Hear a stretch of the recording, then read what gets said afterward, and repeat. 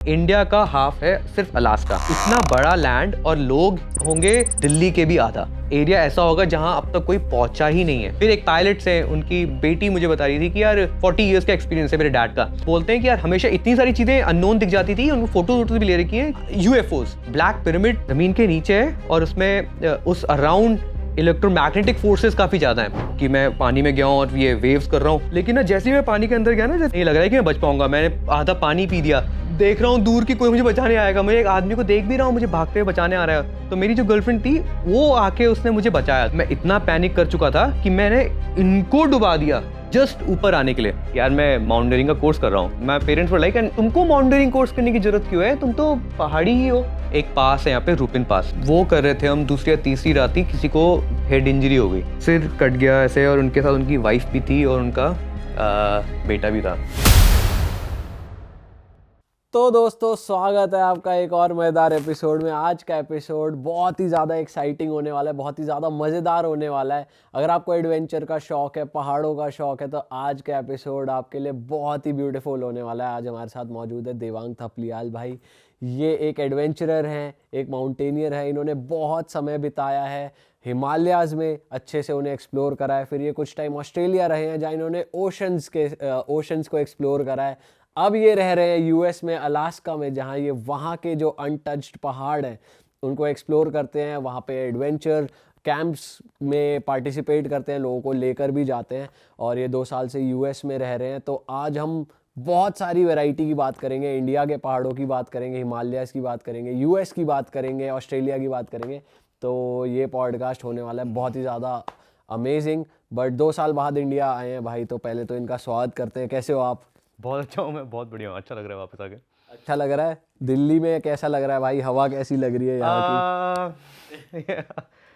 यार दिल्ली के साथ ना मिक्स फीलिंग्स रही हैं हमेशा। जब मैं पहले भी यहाँ रहता था तो it's never, it's love and hate. Love just because कि यहाँ पे जो दोस्त हैं, दोस्ती आ रही है, उसकी वजह से लव है। हेट जस्ट बिकॉज जिसके लिए पूरा हम इंडिया हेट कर रहा है दिल्ली को आजकल। नॉट जस्ट बिकॉज ऑफ कि ट्रैफिक, पोल्यूशन लेवल्स, वो थोड़ा मुझे ऑकवर्ड लगता है यार। मतलब इट कैन बी बेटर, है ना। स्पेशली बाहर रहने के बाद यहाँ आना, तब ज़्यादा फील होता है। एकदम से लगता है चोक हो रहा है।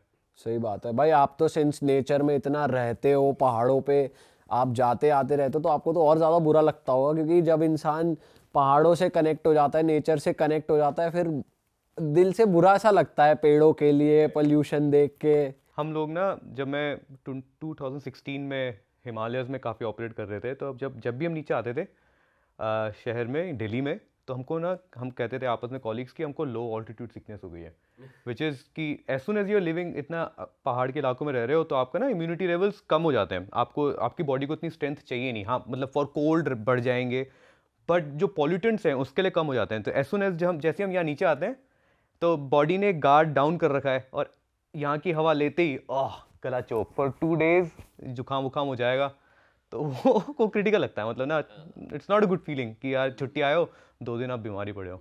बट भाई आपने जैसे यूएस में, आपने यूएस के पहाड़ भी देखे हैं बढ़िया तरीके से, आपने ट्रैकिंग भी करी है वहाँ पे, और यहाँ पर भी आपने करा ही है इंडिया में। तो आपको मेजर डिफरेंस क्या लगता है कि भाई क्या मतलब ब्यूटिफाई क्या ज़्यादा करता है, और मतलब क्या यहाँ पे ज़्यादा, जैसे हम देखते हैं कि भाई माउंटेन्स में कोई ट्रैवल कर रहा है तो गंदगी कहीं है, कहीं कुछ है। तो आपको क्या मेजर डिफरेंस लगता है, कैसे इंडिया के पहाड़ या और अच्छे बेटर हो सकते हैं अगर यूएस के बढ़िया हैं? तो थोड़ा बताओ इस बारे में। देखो, पहाड़ तो मुझे लगता है हिमालय से अच्छे पहाड़ तो मैंने कहीं देखे नहीं है। अगर कोई पहाड़ इसके क्लोज आता है तो वो अलास्का के पहाड़ होंगे। मैंने अभी एंडीज नहीं देखा है, तो मुझे उसका आइडिया नहीं है। लेकिन अगर मैं दोनों को जस्ट लुक से कंपेयर करूं, तो हम यहाँ हिमालयस के पहाड़ ना ऊंचे हैं बहुत। तो वो एक बहुत एक्सट्रीम फैक्टर हो जाता है कि बहुत सारी लोकेशन यहाँ पे अनटच्ड है। दूसरा एक बड़ी चीज़ है कि वहाँ पे जो विल्डरनेस है वो काफ़ी वेल मेंटेन्ड है। ऑल्सो बिकॉज जो वहाँ पे ना, वो सारे जो लोग आके सेटल हुए हैं पहाड़ों में, वो इन द लास्ट 100 ईयर्स हुए हैं। पिछले 100 सालों में वहाँ पे सिविलाइजेशन पहुँची है, या फिर लोगों का इंफ्रास्ट्रक्चर बना है, घर वर बने हैं, स्की रिजॉर्ट्स बने हैं। और वो उसकी वजह से फ़ायदा ये हुआ है, पिछले 100 सालों में हुआ है। तो उन्होंने प्लानिंग करके बनाया सब कुछ कि यार, उन्होंने देख लिया था आगे कि ये जगह बूम करेगी तो रोड इतनी बड़ी होनी चाहिए, अगर स्नो आती है तो स्नो को हैंडल कैसे करना है, पार्किंग इंफ्रास्ट्रक्चर कैसे होना चाहिए। हमारे यहाँ पे ये चीज़ मिसिंग है। इंडिया में लोग पहले से थे पहाड़ों में, मतलब ऐसा नहीं हुआ कि यार पलायन होके शहर से लोग वहाँ पहुँचे हैं। जब से पहाड़ बने ही हैं, मतलब गाँव वाँव सब लोग ना 500-600 साल जब से पहाड़ हैं तब से ही वो सारे गाँव बसे पड़े हैं। तो पॉपुलेशन बढ़ी है लेकिन हम उसके साथ अडेप्ट नहीं कर पाए, जस्ट बिकॉज इतने सारे जो टाउन्स हैं उत्तराखंड के, जो बड़े बड़े टाउन्स हैं, जोशीमठ है, श्रीनगर, ये टाउन्स में पॉपुलेशन बढ़ी है लेकिन हमने उसके हिसाब से इंफ्रास्ट्रक्चर प्रोवाइड नहीं किया। तो वो एक बहुत बड़ा मेजर डिफरेंस है। वहाँ पे लोग ना प्रिडिक्ट कर लेते हैं कि यार देखो वहाँ पे लोगों को इतना ज़्यादा लगाव भी नहीं है इन कंपैरिजन टू इंडिया। लगाव है पर उतना नहीं है अपने लैंड से जितना यहाँ पे। अगर कोई यहाँ पे पला बड़ा है ना एक जगह पे तो उसको लगाव होगा ही यार अपनी ज़मीन से, अपने अपने इंफ्रास्ट्रक्चर से जहाँ पे वो रहा है। वहाँ पे एक चीज़ है, वहाँ पे या तो पहली या दूसरी जनरेशन ही है, तो दादा आया होगा, दादा का बेटा होगा, एंड देन बेटा का बेटा रहेगा नहीं रहेगा, दे हैव अ चॉइस, वो कहीं भी रह सकता है। तो वो एक अटैचमेंट नहीं है। तो अब नई फैमिली आएगी, वो आके रहेगी, तो factor of attachment is missing. They will for sure love वो जो जगह में रह रहे हैं, बट जितना अटैचमेंट हमारे यहाँ है पहाड़ों को लेकर, जो लोग स्पेशली वहाँ बॉर्न एंड बॉटअप है, वो बहुत बहुत ज़्यादा है। बट देन वो इंफ्रास्ट्रक्चर प्रोवाइड नहीं हुआ है ओवर द ईयर्स। पॉपुलेशन बढ़ने से मतलब है कि यार आपको सैनिटेशन का ख्याल रखना पड़ेगा, जो ट्रैफिक आ रहा है उसका ध्यान रखना पड़ेगा, पार्किंग फैसिलिटीज़, रोड्स का टू एंड फ्रोज, तो वो उसमें हम थोड़े थोड़े पीछे हो गए। You know, apart from that कि यार जो जैसे जो रास्ते हैं पुराने, हमारे यहाँ तो बहुत साल पुराने रास्ते हैं, इतने पुराने कि यार जो ऐसा कहते हैं कि बद्रीनाथ से केदारनाथ एक पंडित पैदल जाता था, तो उसको बद्रीनाथ की भी आरती करनी होती थी, केदारनाथ की भी। तो वो कितने साल पुरानी है ना, मतलब अमेरिका से तो काफ़ी पुरानी है। तो अगर हमने उसके ऊपर काम ही नहीं किया कुछ कि उसको हम डेवलप कर पाते, पर वहाँ पे उन्होंने उसको उसको विजन के साथ ना प्लान कर लिया था कि यार ये ट्रेल को काफ़ी अच्छा कर दो, इस हाइक को अच्छा कर दो। तो वो एक बहुत बड़ा मिसिंग फैक्टर है। दूसरा तो हम सबको पता ही है कि वो सिविक सेंस को लेकर कितनी ज़्यादा बातें होती हैं कि ना, मतलब एक वहाँ पे एक चीज़ है कि यार आपको ना दूसरे बंदे की बाउंड्रीज़ को रिस्पेक्ट करना है। मैं आपको पूरा स्पेस दूंगा, आपके क्या जो कोई भी पब्लिक चीज़ हम यूज़ कर रहे हैं ना, वो मैं आपके लिए छोड़ के जाऊंगा जैसी वो मुझे मिली थी। पर यहाँ पे मैंने जब देखा है कि यार जैसे हम ऊपर गांव में ना कोई हाइक कंप्लीट करके नीचे आ रहे हैं, तो ऊपर वाले गांव में एक पानी की धार आ रही है, ठीक है, उस पानी की धार से सब लोग फीड करेंगे ना, नीचे वाले लोग, वही पानी नीचे आएगा शहर में। तो ऊपर सबसे बड़ा जो गांव है वहाँ पे लोग कपड़े धुल रहे होंगे उसी मेन वाटर सोर्स पे, फिर देन सेम वाटर, वो सेम पानी फिर नीचे आ रहा है दूसरे गाँव में, वो वही यूज़ हो रहा है, फिर वो नीचे आ रहा है। और फिर हमको पता है कि यार फिल्टरेशन जो प्रोसेस है वो नहीं है ना, तो वही पानी यूज़ कर रहे हैं। हाउएवर फिर लोग अपना, अब हर चीज़ सरकार पे भी डिपेंडेंट नहीं रहेंगे, तो हम लोग क्या करते हैं, फिर फिल्ट्रेशन प्रोसेस लगा लेते हैं, आरओज लगवा लिए अपने अपने घरों में। और तो मतलब वो अवॉइड हो सकता है ना। अगर आप पहाड़ की जैसी जगह में जहाँ इतना रॉ वाटर आ रहा है वहाँ पे भी फिल्ट्रेशन प्रोसेस की ज़रूरत पड़ रही है, तो कुछ तो गड़बड़ है। और वो वही गड़बड़ है कि यार लोगों को लगता है कि यार मैं यूज़ कर लूँ पानी को, वो पानी आगे जाएगा, उसका मुझे ध्यान नहीं देना, मेरा काम चल जाए, मेरे बर्तन धुल जाए, मेरा कपड़े धुल जाए, एंड दैट इज़ इट। तो वो एक सेंस ऑफ रिस्पॉन्सिबिलिटी थोड़ा थोड़ा मिसिंग है। इंडियंस लैग बिहाइंड करते हैं इस चीज़ में, आप ये कह रहे हैं मतलब? हाँ, मतलब ना हम लोग दो चीज़ें में कम हो रहे हैं कि यार एक तो दूसरों को स्पेस नहीं दे रहे हैं, रिस्पेक्ट नहीं दे रहे हैं, दूसरों के बारे में सोच नहीं रहे हैं, सिर्फ अपना ज़्यादा। और दूसरा, जब हम ये नहीं कर रहे हैं तो फिर सरकार वहाँ से वो इंफ्रास्ट्रक्चर प्रोवाइड नहीं कर पा रही है। फिर एक थर्ड चीज़ भी है कि हमारे यहाँ के पहाड़ ना यंग है, हिमालयाज़ बहुत यंग है। यंग से मतलब है कि अभी भी मूवमेंट चल रहा है, मतलब माउंट एवरेस्ट की हाइट अभी भी बढ़ रही है, टेक्टोनिक मूवमेंट्स अभी भी चल रही है। तो कभी इतनी सारी लैंडस्लाइड जो आती हैं बारिश होने पे, तो कोई भी डेवलपमेंट सस्टेनेबल नहीं रह पा रहा है। वहाँ पे कुछ चीज़ बना दी तो वो रहेगी भाई, अब वो 100 साल तक रहेगी, और वो बंदा अकाउंटेबल है जिसने वो चीज़ बनाई है। यहाँ पे अकाउंटेबिलिटी बहुत ज़्यादा मुझे लगता है मिसिंग है। अगर आपने किसी ने बनवा दी तो उसने बना दी है, वो उसका यही है कि यार ये थोड़ा अगली सरकार तक चल जाए। तो वो एक माइंडसेट को चेंज करने की जरूरत है ना। अगर आपने एक बार बना दिया तो ऐसे ही बनाओ ना जैसे मंदिर बने यहाँ पे, वो भी तो लॉन्ग स्टैंडिंग है, हमारी हिस्ट्री है वो ना, उसको हम इम्प्लीमेंट ही नहीं कर रहे हैं। वो एक लॉस्ट आर्ट हो गई है कंस्ट्रक्शन की यार। जो वो वाले पहाड़ थे वैसे ही रोड्स नहीं बन रही है, तो वहाँ पे वो है यार, एक बार कुछ बन गया तो इट विल स्टे। और अगर वो खराब होता है तो फिर वो बंदा अकाउंटेबल है, वो सरकार अकाउंटेबल है, जो कांग्रेसमैन है वो अकाउंटेबल है, जो एमएलए वगैरह होगा वहाँ का वो अकाउंटेबल है। तो वो अकाउंटेबिलिटी बहुत बड़ा फैक्टर है और लोग भी पूछते हैं उस चीज़ को। तो डेमोक्रेसी ना एकदम कंप्लीटली प्रैक्टिस होती है। यहाँ पे मुझे लगता है वो थोड़ा सा मिस हो जाता है, क्योंकि सबको ना मतलब वही है, वो अगेन द सेम थिंग कि यार मेरा हो जाए एंड देन। करेक्ट भाई, ये सही पॉइंट्स दिए आपने। भाई अगर जैसे अभी हम कंपेयर कर ही रहे हैं इंडियंस को और फॉरेनर्स को, आपने बताया, बट मैं पूछना चाहता हूँ जैसे आपको वहाँ के माउंटेन्स का भी एक्सपीरियंस है, आपने हाइकिंग वहाँ पर भी करी है, इंडिया में भी आपने करी है, कौन ज़्यादा फिटनेस फ्रीक है, कौन ज़्यादा एंथुजियास्ट है जब बात आती है हाइकिंग की या माउंटेनियरिंग की, फॉरेनर्स या इंडियंस?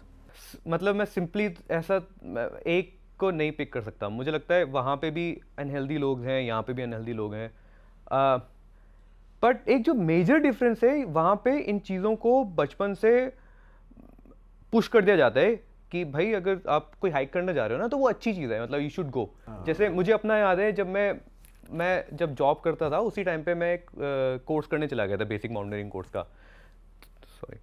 तो मैंने अपने घर में बताया कोर्स करने के बाद कि यार मैं माउंटेनियरिंग का कोर्स कर रहा हूँ। तो my parents were like, and I don't blame them, वो मतलब वो उसी नज़रिए से आ रहे हैं ना, एक चार्ट से उन्होंने फॉलो किया है, ऑर्थोडॉक्स चार्ट जो फॉलो किया है कि जॉब सिक्योरिटी और ये सब। तो मुझे मेरे घर वालों में से कोई बोलता है कि यार तुमको माउंटेनियरिंग कोर्स करने की ज़रूरत क्यों है, तुम तो पहाड़ी ही हो। तो मैं सोच रहा यार, मतलब you know that's a big thing कि आपके पास तो ऑलरेडी गिवन है। बट नहीं, मतलब ना, हाँ ठीक है, पहाड़ चढ़ना एक अलग चीज़ है, पहाड़ में किसी को बचाना अलग चीज़ है, उसके बेसिक नेसेसिटीज़ और उसके फीचर्स पता होना एक अलग चीज़ है। वहाँ पे अगर आप कोई ट्रैक करने जा रहे हो, पहाड़ चढ़ने जा रहे हो, तो आपको ना प्रमोट करेगा, सोसाइटी प्रमोट करेगी, दे वोंट जज यू बेसिकली। सबसे सारी बातों की बात, आपको कोई जज बिल्कुल नहीं करेगा।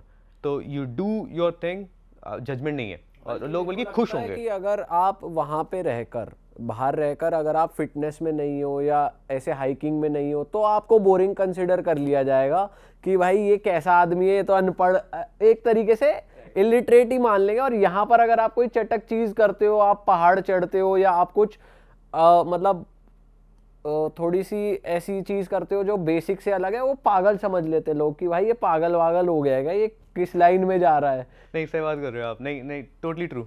वहाँ पे मतलब आपको सबसे पहले तो जज नहीं करेगा कोई। दूसरा जो आप बोल रहे थे ना कि जैसे यहाँ पे अभी मैं किसी अपने रिश्तेदार से मिलने गया तो वो मुझे बोलते हैं वहाँ पे भी यही सब करते हो। तो यही सब करते हो क्योंकि उनके पास ना टर्म नहीं था टू डिफाइन कि मैं करता क्या हूँ एग्जैक्टली। तो वो यहाँ पे यही सब करते हो गया। वहाँ पे मतलब आपको ना कुछ अलग कर रहे हो ना, कुछ अलग करना वहाँ पे यार इट्स अ बिग थिंग कि सोसाइटी से हटके कुछ भी आप करना, आपको एक रिस्पेक्ट मिल जाएगी ऑटोमेटिकली कि यार ये कुछ हटके कैसे कर रहा है, हाउ इज इट पॉसिबल। तो वो अच्छा लगता है, इट्स अप्रिशिएटिव। हाँ भाई, यहाँ कोई पूछ ले यही सब करो, हाँ यही सब कर रहे हैं, उन्हें एक्सप्लेनेशन देने का मूड भी नहीं करता भाई कि भाई ये कर रहे हैं वो कर रहे हैं, क्योंकि भाई उनका पॉइंट ऑफ व्यू चेंज नहीं होता। मुझे लगता है इंडियंस का जो रिश्तेदार होते हैं वो होते हैं। प्लस हमने भी ये फेस करा है कि जब हम पहले 5-6 साल पहले, जब ये यूट्यूब इंस्टा इतना मेन स्ट्रीम नहीं था, हम बाहर किसी को बताते थे कि हम यूट्यूबर्स हैं, वो भाई हैरान हो जाते थे कि ये क्या प्रोफेशन है। इससे भी मतलब इंडियंस की तरह वो भी हैरान हो जाते थे, प्लस अप्रिशिएट करते थे। यहाँ पे तो किसी को बताते थे कि इंस्टाग्राम, यूट्यूब, फेसबुक पे वीडियो बनाते हैं, अच्छा वीडियो बनाते हो, पर वैसे क्या करते हो, ये सब करते हो। तो ये डिफरेंस हमने भी देखा है कि भाई वहाँ के लोग थोड़े से ओपन माइंडेड है टू न्यू थिंग्स कि भाई बढ़िया अपना, जैसे उनके बच्चे भी हैं उनको पीछे साइकिल पे बांध लेंगे और साइकिलिंग करते रहेंगे, या गाड़ी से अपनी बोट बांध लेंगे और बोट लेकर जा रहे हैं। बच्चों को मैंने बैग में देखा है पीछे, और they'll take them hiking। छोटा सा बच्चा है, अब वो छोटा सा बच्चा अपने पापा के पीछे एक पहाड़ चढ़ रहा है, तो उसका डेवलपमेंट क्या हो रहा होगा ना उस टाइम पे, मतलब उसको मेमोरीज रहेंगी नहीं रहेंगी। 1-1.5 साल का बच्चा है, and that's how they are growing up. दूसरा आप बोल रहे थे ना कि यार वो जो फिटनेस वाला चीज़ है कि वहाँ पे मतलब यहाँ पे फिट नहीं है, वहाँ पे फिट है, ऐसा तो नहीं है। वहाँ पे भी अनफिट लोग हैं, और उनको देख कर लोग सोचते भी होंगे कि यार ये क्या कर रहा है, पर ना बोलता कोई नहीं है। लोग ना रूड नहीं होते वहाँ पे, मतलब रूडनेस नहीं व्यक्त करेंगे अनलेस कि यार खास दोस्त है, जैसे यहाँ पे भी होता ही है, खास दोस्त है तो भाई तू क्या, मतलब हमारी लव लैंग्वेज थोड़ी चेंज हो जाती है। बात अच्छी भी करनी है, लेकिन वो हम इस तरीके से बोलेंगे कि यार अरे क्या ही कर रहा है तू वेला, मतलब ना हमारा तरीका होता है बात करना, तो वैसे ही वहाँ पे भी है। पर भाई जब जैसे क्लाइंबिंग की बात आती है और आप कंपेयर करते हो इंडियंस को और बाहर के लोगों को, तो बहुत ज़्यादा नाम, जैसे कोई माउंटेन चढ़ा है, कुछ चढ़ा है, तो फॉरेनर्स के ज़्यादा सुने गए हैं या ज़्यादा पीआर होती है, कुछ भी कह लो। पर इंडियंस का ऑन द नेगेटिव साइड है कि भाई बहुत कम दिखते हैं लोग, बहुत कम निकलते हैं, या फिर पता नहीं पीआर नहीं होती या क्या होता है कि नाम सुनने को नहीं आते। तो ऐसा क्यों है? मतलब या सही में कम चढ़ रहे हैं लोग पहाड़ इंडियंस, ऐसा है कम इंटरेस्ट है, या बाहर के लोग यहाँ के ज़्यादा वो कर रहे हैं कि भाई माउंट एवरेस्ट वहाँ ज़्यादा फेमस है तो भाई आप ये कवर करो। तो इंडियंस कहीं दबे हुए हैं, मुझे ऐसा लग रहा है भाई, उभर के नहीं आ रहे इस चीज़ में। नहीं, दबे वाला का वो रीज़न वही है, यही सब कर रहा है। वो सबसे बड़ा चीज़ वही है कि ये सब कर रहा है, मतलब ना अभी वो डेफिनेशन नहीं पता कि यार, मतलब अगर कोई अपने कोई ड्रीम चेज करना चाहता है तो उसको थोड़ा प्रमोट कर दो। प्रमोट भी करने का मतलब यार सपोर्ट कर दो ना, मतलब बंदा ने करना तो खुद ही से है, लेकिन अब जो एक सपोर्टिव सिस्टम मिल जाता है ना, पेरेंट्स का, अगल बगल दोस्तों का, रिश्तेदारी का, तो वो बंदा करेगा, है ना। मतलब एक अब उसको इट्स लाइक यार अगर फेल भी हो गया तो कोई नहीं यार, मुझे निकाल नहीं देंगे मेरी कम्युनिटी से, मुझे ना घर निकाला नहीं हो जाएगा। वहाँ पे उन लोगों को सब सोचना ही नहीं है, ये सोशल बाउंडेशन है ही नहीं। उनको पता है कि यार मुझे करना है, उसको फर्क भी नहीं पड़ता कि दुनिया क्या कहेगी। हमें यहाँ पे हम लोग रहते ही एक सोसाइटी में है जहाँ पे मैं जो कर रहा हूँ उसको देखा कैसे जाएगा, नज़रिया क्या होगा लोगों का, और उसको आउटग्रो करने में थोड़ा टाइम लग जाता है। खुद भी जैसे कोई किसी के मन में आए कि भाई मैं कुछ करता हूँ, तो वो भी सेकंड थॉट कुछ कहीं ना कहीं चल जाता है उसके मन में कि यार पैसे तो ज़्यादा मिलेंगे नहीं, या क्या करेंगे। मतलब ऐसा थोड़ा इंडियन सोचते हैं। आप अपने सर्कल में देखते हो कि ऐसा होता है? होता तो है, मतलब मैंने यहाँ मोस्टली ये विटनेस किया है। हमारी जनरेशन अलग है, हमारी जनरेशन ने ना ब्रेक करा है इन सब चीज़ों को। तो मुझे लगता है हमारी जनरेशन वो है जो यूएस में मे बी 30-40 ईयर्स पहले रही होगी, मे बी अराउंड 70s रही होगी, जब वो कहते हैं ना हिप हॉप और रॉक एंड रोल एरा था कैलिफोर्निया वाला। तो वो जनरेशन अभी शायद हमारी है। तो you know when I say that generation के हमारा माइंडसेट अलग है। जैसे मैं अप्रिशिएट कर रहा हूँ जो आप लोगों ने करा है, you know being an entrepreneur और कुछ अपना शुरू करना, इट्स अ बिग थिंग, है ना। तो आप लोग ऐसी शायद किसी और के लिए करते होंगे जिन्होंने अपना step out of the normal job, IT break करा, डॉक्टर ब्रेक करा, तो वो करा है, वो वहाँ पे ऑलरेडी हो चुका था। तो अब हमारी आने वाली जनरेशन से हम शायद उनको उस नज़र से नहीं देखेंगे कि यार यूट्यूब कर रहा है तो मतलब जैसे हमको देखा गया था।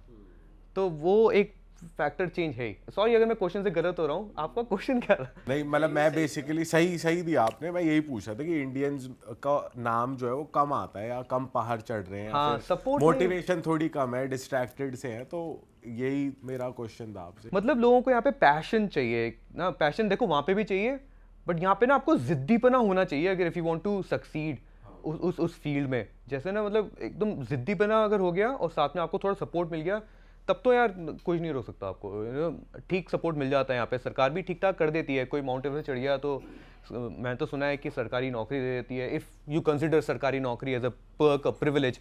तो चलो ठीक है, कुछ तो दे रही है आपको सरकार, या कुछ एक इनाम दे रही है। फिर थोड़ा नाम हो जाता है ना, नाम पर वहाँ पे लोग ना नाम के लिए उतना मुझे लगता नहीं करते हैं जितना वो अपने दिल को या अपने पैशन को चेज करने के लिए करते हैं।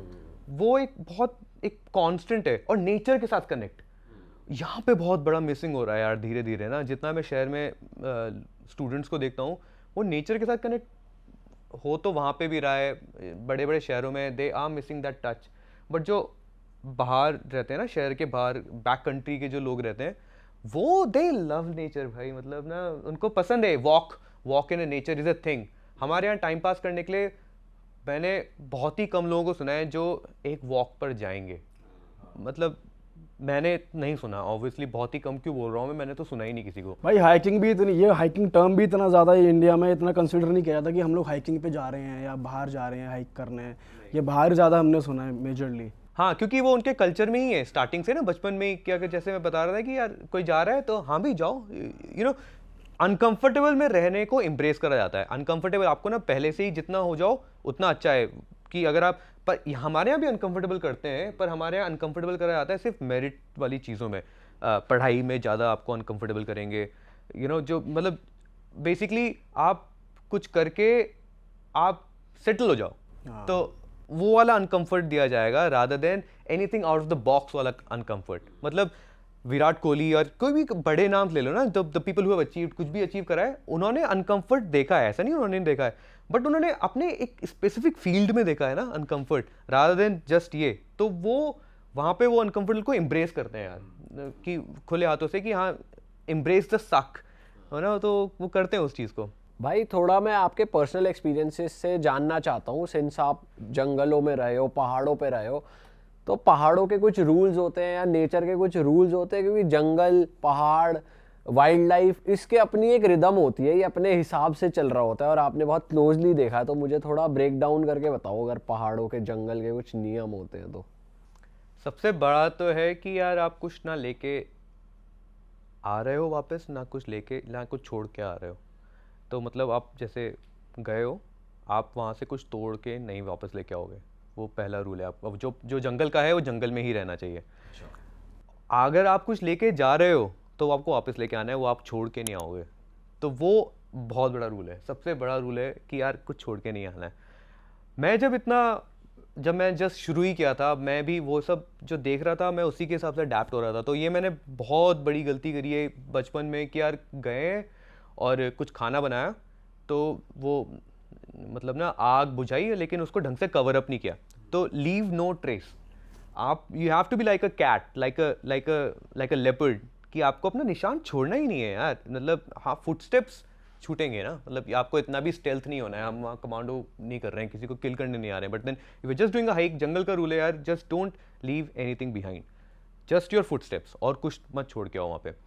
दूसरा कि जैसे फायर, अब ये सब लीव नो ट्रेस के ऊपर ही है कि यार जैसे आपने फायर लगाई तो आप इतना कंफर्टेबल रहो, इतना समझदार बनो कि वो फायर ढंग से बुझाई गई हो। पहाड़ पे ना विंड इतनी, अब यहाँ पे भी तो हमारे यहाँ आग लगती है, बहुत बार कहते हैं कि यार किसी ने लगाई है, जानबूझ के लगाई है, कभी कभी फैल गई, किसी ने कुछ करा, नोटोरियस रहे। वहाँ पे हमारे यहाँ पता नहीं कि उस नुकसान को नुकसान के तौर पे नहीं देखा जाता है, इसको ऐसे देखा जाता है कि नेचुरल कैलामिटी है, कि ये तो होना ही था, तो होता ही है। बट वहाँ पे यार उस आदमी ने अगर किसी ने आग लगाई और उसकी आग लगाने की वजह से कुछ जल गए, पहाड़ वहाड़ अगल बगल के पेड़ वेड़ जल गए, तो वो डिप्रेशन में चल जाएगा आदमी कि यार मैंने इतना बड़ा लॉस कर दिया उस पहाड़ों का। क्योंकि वहाँ पे यार अगर पेड़ भी जल रहा है ना तो उसके लिए भी फायर ब्रिगेड आ जाती है, दिल सेंड हेलीकॉप्टर्स और एकदम वाटर डंप करना शुरू कर देंगे। तो यहाँ पे फायर को लेकर थोड़ा ज़्यादा मुझे लगता है हम उतने ज़्यादा स्ट्रॉन्ग ओपिनियटेड नहीं हुए हैं हम लोग, मतलब लगा देते, ईजी गोइंग है कि हाँ ठीक है लगा दिया, you know nature will take care of itself. दूसरा, कुछ चीज़ अगर वहाँ उगती नहीं है, जैसे संतरा है, ठीक है, अगर संतरा उस इलाके में नहीं उगता है तो उसको वहाँ नहीं छोड़ना। अगर एप्पल वहाँ नहीं उगता है तो वहाँ पे उसको नहीं छोड़ना। आपने एप्पल खाया, यहाँ पे मतलब मैं ये भी देखता हूँ कि यार ठीक है अब लोग थोड़े बहुत समझदार हो गए हैं कि यार चलो प्लास्टिक नहीं छोड़ना, बट एप्पल खाया, एप्पल को फेंक दिया ये बोल के कि यार ये तो डिकम्पोज हो जाएगा, हाउ दे राइट कि हो जाएगा, लेकिन वो डिकम्पोज होने से पहले ना उसको कोई जानवर आके खाएगा, तो वो जानवर क्या उस फूड के लिए बना है। तो ये मुझे ऑस्ट्रेलिया में सिखाया गया था कि यार कैंगरू एप्पल खाता है, नहीं एप्पल होता ही नहीं वहाँ पे, तो उस इलाके में अगर एप्पल नहीं खाता तो कैंगरू अगर एप्पल खाना शुरू करेगा तो फर्स्ट तो उसके यूज टू जाएगा, दूसरा उसका जो बॉडी कॉम्पोजिशन है, उसका जो जॉज है वो उसके लिए बने नहीं है, तो उसका आप इवोल्यूशन लेके आ रहे हो जो अननेसेसरी है। मतलब वो एक ऐसे फ्रूट के लिए अडेप्ट कर रहा है अपना लाइफस्टाइल जो उसके लिए बना नहीं है, तो आप वो खाना मत छोड़ के आओ जो वहाँ पे उगता नहीं है। तो जैसे अगर मैं आलू छोड़ के आ रहा हूँ तो आलू तो मुझे लगता है पहाड़ों में सब जगह हो रहा है, बट जो चीज़ वहाँ की नहीं है उसको नहीं छोड़ के आना, जो वो एनिमल वाइल्ड लाइफ को काफ़ी ज़्यादा ट्रबल देगा। और फिर डिकम्पोज तो हो ही जाता है, but then you know long term vision की है कि यार अपनी वाइल्ड लाइफ को ख़राब क्यों करना है। तो ये सबसे ज़्यादा मोस्ट इम्पॉर्टेंट रीजंस हैं, जंगल के जो रूल्स हैं ये हैं। दूसरा, वाइल्ड लाइफ को स्पेस दो। अच्छा, the last one, wild life को पूरा स्पेस दो। हम सरप्राइजेस हो जाते हैं कि ऑल ऑफ अ सडन आपने टर्न लिया, आपके आगे जानवर आ गया, तब तो वहाँ पे आप भी शॉक्ड हो, वो जानवर भी शॉक्ड है। बट अगर आपने कोई जानवर देखा और आप यू भी लाइक यार एक सेल्फी तो बनती है, मतलब जानवर देखना ही बहुत बड़ी चीज़ हो गई यहाँ पे। और दूसरा, जस्टिफाई करना उस चीज़ को दोस्तों के लिए कि यार मैंने ये देखा, क्योंकि आपकी बात कोई मानेगा नहीं कि आपने देखा नहीं देखा, तो आपको फिर सेल्फी भी लेनी है, फोटो भी लेनी है, और फिर उसमें फिर वो वाइल्ड लाइफ को पसंद नहीं आएगा। भाई मैं तो देख रहा था अभी एक रील, वहाँ पे क्या था कि एक लेपर्ड था और एक स्नो लेपर्ड वाला, नहीं स्नो लेपर्ड नहीं, कोई फॉरेस्ट की थी और उसके पीछे मतलब इस तरफ गाड़ियां खड़ी थी जीप और इस तरफ भी जीप थी, सारे लोग वीडियो बना रहे, फोटोज ले रहे और भाई भालू और शेर का एनकाउंटर टाइप्स हो रहा है और वो सब भाई मतलब तेरे आगे भी आई थी वो भाई, मतलब वो वही डिस्टर्बेंस तो हो रही है, उन्हीं को फोटो ले रहे हैं, चिल्ला रहे हैं, तो वो अजीब लगता है देख के कि भाई ये होनी है, नहीं होना चाहिए। जैसे ना जो सफारीज होती है नेशनल पार्क्स में, तो अफ्रीका में मैंने करी है, मुझे लगता है वहाँ पे ना यूज टू हो गया है एनिमल टू ह्यूमन इंटरफेरेंस, नहीं ह्यूमन प्रेजेंस। हाँ human presence is one thing, पर इंटरफेरेंस तो वही है ना कि अगर आपने आप कि उसको उसका ध्यान भटकाने के लिए ओए ओए देखना इधर देखना फोटो खींच रहा हूँ, मतलब तो वो तो आप फिर इंटरफेयर कर रहे हो। मतलब अपनी प्रेजेंस है, ठीक है, जानवर विल आल्सो रिस्पेक्टेड। अगर आप ना अभी ये किलिमंजारो के आसपास नेशनल पार्क्स हैं 2-3, वहाँ क्या नाम है उसका, तो नाम याद नहीं आ रहा मुझे, किलिमंजारो के आसपास ना ठीक ठाक नेशनल पार्क है तंजानिया में, तो वहाँ पे काफ़ी लायन सफारीज होती हैं।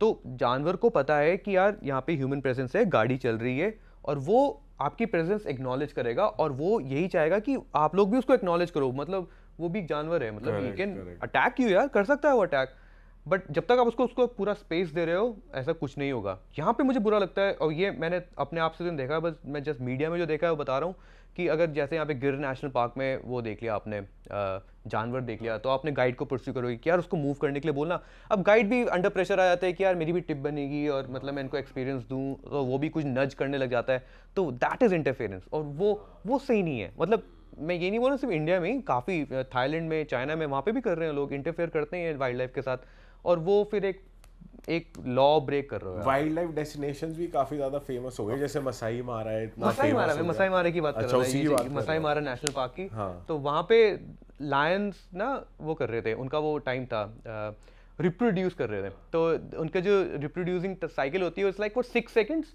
और फिर देर रेस्ट फिर 6 सेकंड्स।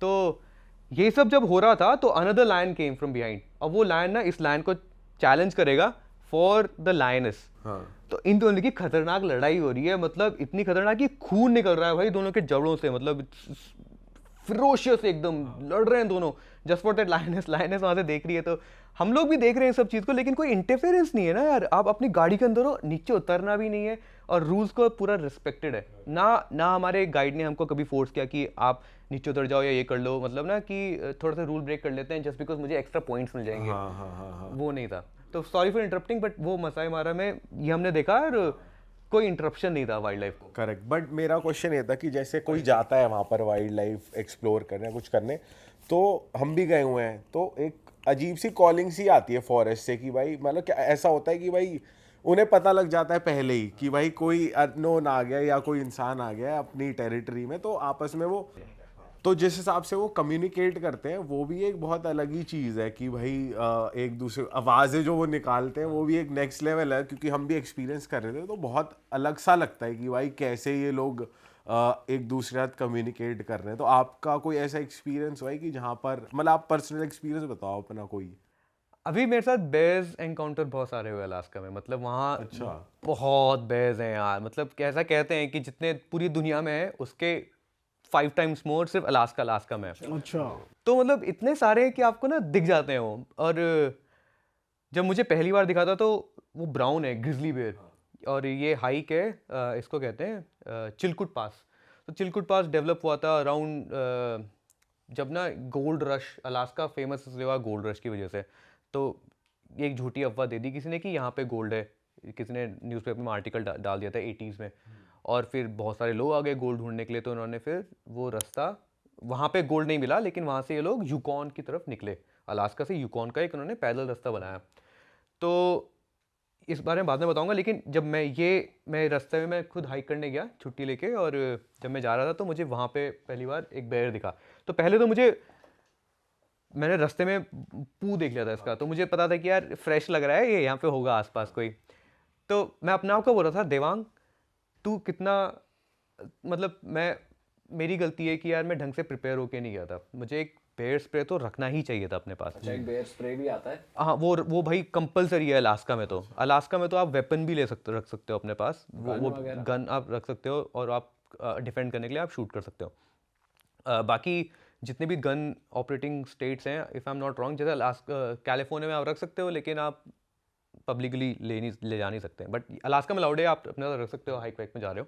और बहुत लोग ये लेके भी चलते हैं। जब पहली बार मैंने देखी, मैंने ये क्या है भाई, मतलब ये तो हथियार लेके चल रहा है। आप जंगल का सबसे बड़ा नियम तोड़ रहे हैं, तो वाइल्ड लाइफ कोई मतलब मैं खुद ही सोच रहा था कि इसको हाय बोलूं ना बोलूं, उसका फ्रेंडली रहूं या फिर मैं सीधा अपने काम से काम रखूं। मतलब हथियार अचानक से तो देख लो ना, लगता ही है यार ना, अब किसी के रिस्पॉन्सिबल बंदे के पास है तो ठीक है, बट लेकिन अगर कोई भी सिविलियन लेके चल रहा है तो anyway coming back to my story कि यार मैं अब स्प्रे नहीं लेके गया, ठीक है, तो वो पहली गलती। दूसरा कि जो वो नेटवर्क रीजन है वहाँ पे किसी को पता नहीं है कि मैं वहाँ जा रखा हूँ। मैंने मतलब अपने ऑफिस में बता रखा है, लेकिन मेरे पास एक ना इनरीच डिवाइस नहीं है। अभी तो आईफोन्स में वो आ गया है सैटेलाइट, आप ना इनरीच के थ्रू सैटेलाइट से टेक्स्ट कर सकते हो, पर उस टाइम पे मैं वो डिवाइस इनरीच डिवाइस भी नहीं लेके गया। तो मैं अपना को बोल रहा था यार वो, जब ये ख्याल तब आ रहे हैं जब मैंने वो पूप देखे, वो फ्रेश पूप थे एकदम, पता चल रहा था कि यार यहाँ पे आसपास ही है, आसपास ही है, और मतलब पूरी ट्रेल में दिख ही रहे थे, तो मतलब या तो इस एरिया में कहीं ना कहीं है। तो चलते चलते चलते चलते फिर मैंने ना गाने भी बंद कर दिए यार कि कहीं होगा तो मुझे पता चलना चाहिए। मैं पहले गाने लगा रखे थे मैंने हल्की वॉल्यूम में, फिर आगे से जाए खटखट खटखट झाड़ी में ना वो चल रहा, वो तो ट्रेल में नहीं चल रहा, तो झाड़ी में तो उसकी आवाज़ आएगी। मैंने देखा उसको, मैंने कहा भाई अब तो उससे इधर मत आना, और साथ में तेरे मतलब फिंगर्स क्रॉस कि यार बच्चे ना हो आपके साथ। तो उसने, जानवर ने मुझे एक्नॉलेज किया, उसने उठा के देखा मुझे मेरी तरफ, मैंने भी उसको एक्नॉलेज किया कि भाई मैं नहीं आ रहा हूँ तेरे इलाके में, मुझे नहीं चाहिए कुछ फोटो वोटो। मैं सीधा चलता रहा अपने रास्ते में, और वो उधर ही था, उसने ना कोई चार्ज किया ना कुछ नहीं। मतलब ये मेरा पहला एनकाउंटर था। उसके बाद और क्लोज एनकाउंटर हुए, मैं रन पे जाता था, तो रन पे जैसे आपने देखा होगा ना, रोड होती है, रोड के पहाड़ी रोड में ना बगल में वो एक स्टील की वो लगा देते हैं, फेंसिंग टाइप की, तो वो स्टील की फेंसिंग के इधर की तरफ था। तो मैं दौड़ते दौड़ते आ रहा हूँ, और ये अब अचानक से देखा मैंने उसको, और उसने देखा, पहले वो भी शॉक हुआ थोड़ा, वो फिर अपनी घास, ये ब्लैक था तो ये अपनी घास खाने लग गया, कुछ इंटरेक्शन। ये इंसान नहीं खाता, ब्लैक अटैक करेगा, लेकिन मुझे लगता नहीं है ये मीट खाते हैं। भाई कोई रूल्स भी होते हैं ऐसे? जैसे हमने सुना है अगर कोई टाइगर एनकाउंटर होता है तुम्हारे से, तो तुम उसकी आंखों में मत देखो, उसको लगता है यू आर चैलेंजिंग हिम। तो जब बेयर एनकाउंटर आपका हुआ तो उनके भी कोई रूल्स होते हैं क्या? यार मैं तो देख रहा था उसकी आंखों में, और उसने खुद ही नीचे देखना शुरू कर दिया, वो अपने उसमें व्यस्त हो गया। अच्छा। तो वो मेरे लिए एक इंडिकेशन था कि वो अपने में व्यस्त है, तू भी अपने में लगे रहे, डोंट शो एनी क्यूरियोसिटी। तो मैंने फोटोज तो ले ली थी, बट मैं फिर ज़्यादा इंटरेक्ट नहीं हुआ। मैंने अपनी ना वो जो मेरी लाइन थी, मैं उसी को कवर करते हुए सीधा निकल गया। वापस आते में फिर से दिखाओ, पर वापस आते में फिर गाड़ी में था मैं। तो फिर मैंने जिसके साथ में था, मैंने बोला भाई यहाँ पे भालू है। तो उनके लिए उसके लिए तो बहुत नॉर्मल बात थी, वो वहीं के रेजिडेंट थे, तो नहीं यार ठीक है। तो उनको कुछ वो नहीं था, तो रोज का है। बट आप जैसे आप लोगों को लेकर भी गए हो एक टाइम पे यूएस में और इंडिया में भी, तो कभी ऐसे मिस हैपनिंग हुई है, किसी की डेथ देखी हो आपने, या किसी की बहुत तगड़ी वाली इंजरी देखी हो, ऐसा हुआ है कभी? हाँ, अब जैसे ये क्वेश्चन कोई पूछता है ना मुझसे, मुझे एक ही इंसिडेंट याद आता है। ये बात है यार, एक पास है यहाँ पे, रूपिन पास। तो वो उसमें क्या होता है, आप उत्तराखंड से हिमाचल प्रदेश क्रॉस करते हो एक ब्रिज से, तो एंशियंट रूट है, सिल्क रूट है, ये पूरा तिब्बत तक जाता है। तो जब वो कर रहे थे हम, दूसरी या तीसरी रात ही किसी को गिर के ना हेड इंजरी हो गई, और जब हेड इंजरी हुई पूरा सिर कट गया ऐसे, और उनके साथ उनकी वाइफ भी थी और उनका बेटा भी था 6-7 साल का। तो वो अलग ट्रॉमा में है, पूरा ग्रुप अलग ट्रॉमा में है, और मैं एक अकेला विल्डरनेस फर्स्ट एड रिस्पॉन्डर हूँ वहाँ पे। तो वो एक मेरे लिए काफ़ी चैलेंजिंग सिचुएशन था कि यार अब क्या, मतलब ये कोर्स वोर्स तो करे मैंने, but now it's the time to implement it. अब किसी की जान, it's like in that cutting edge, या तो इधर या तो इधर।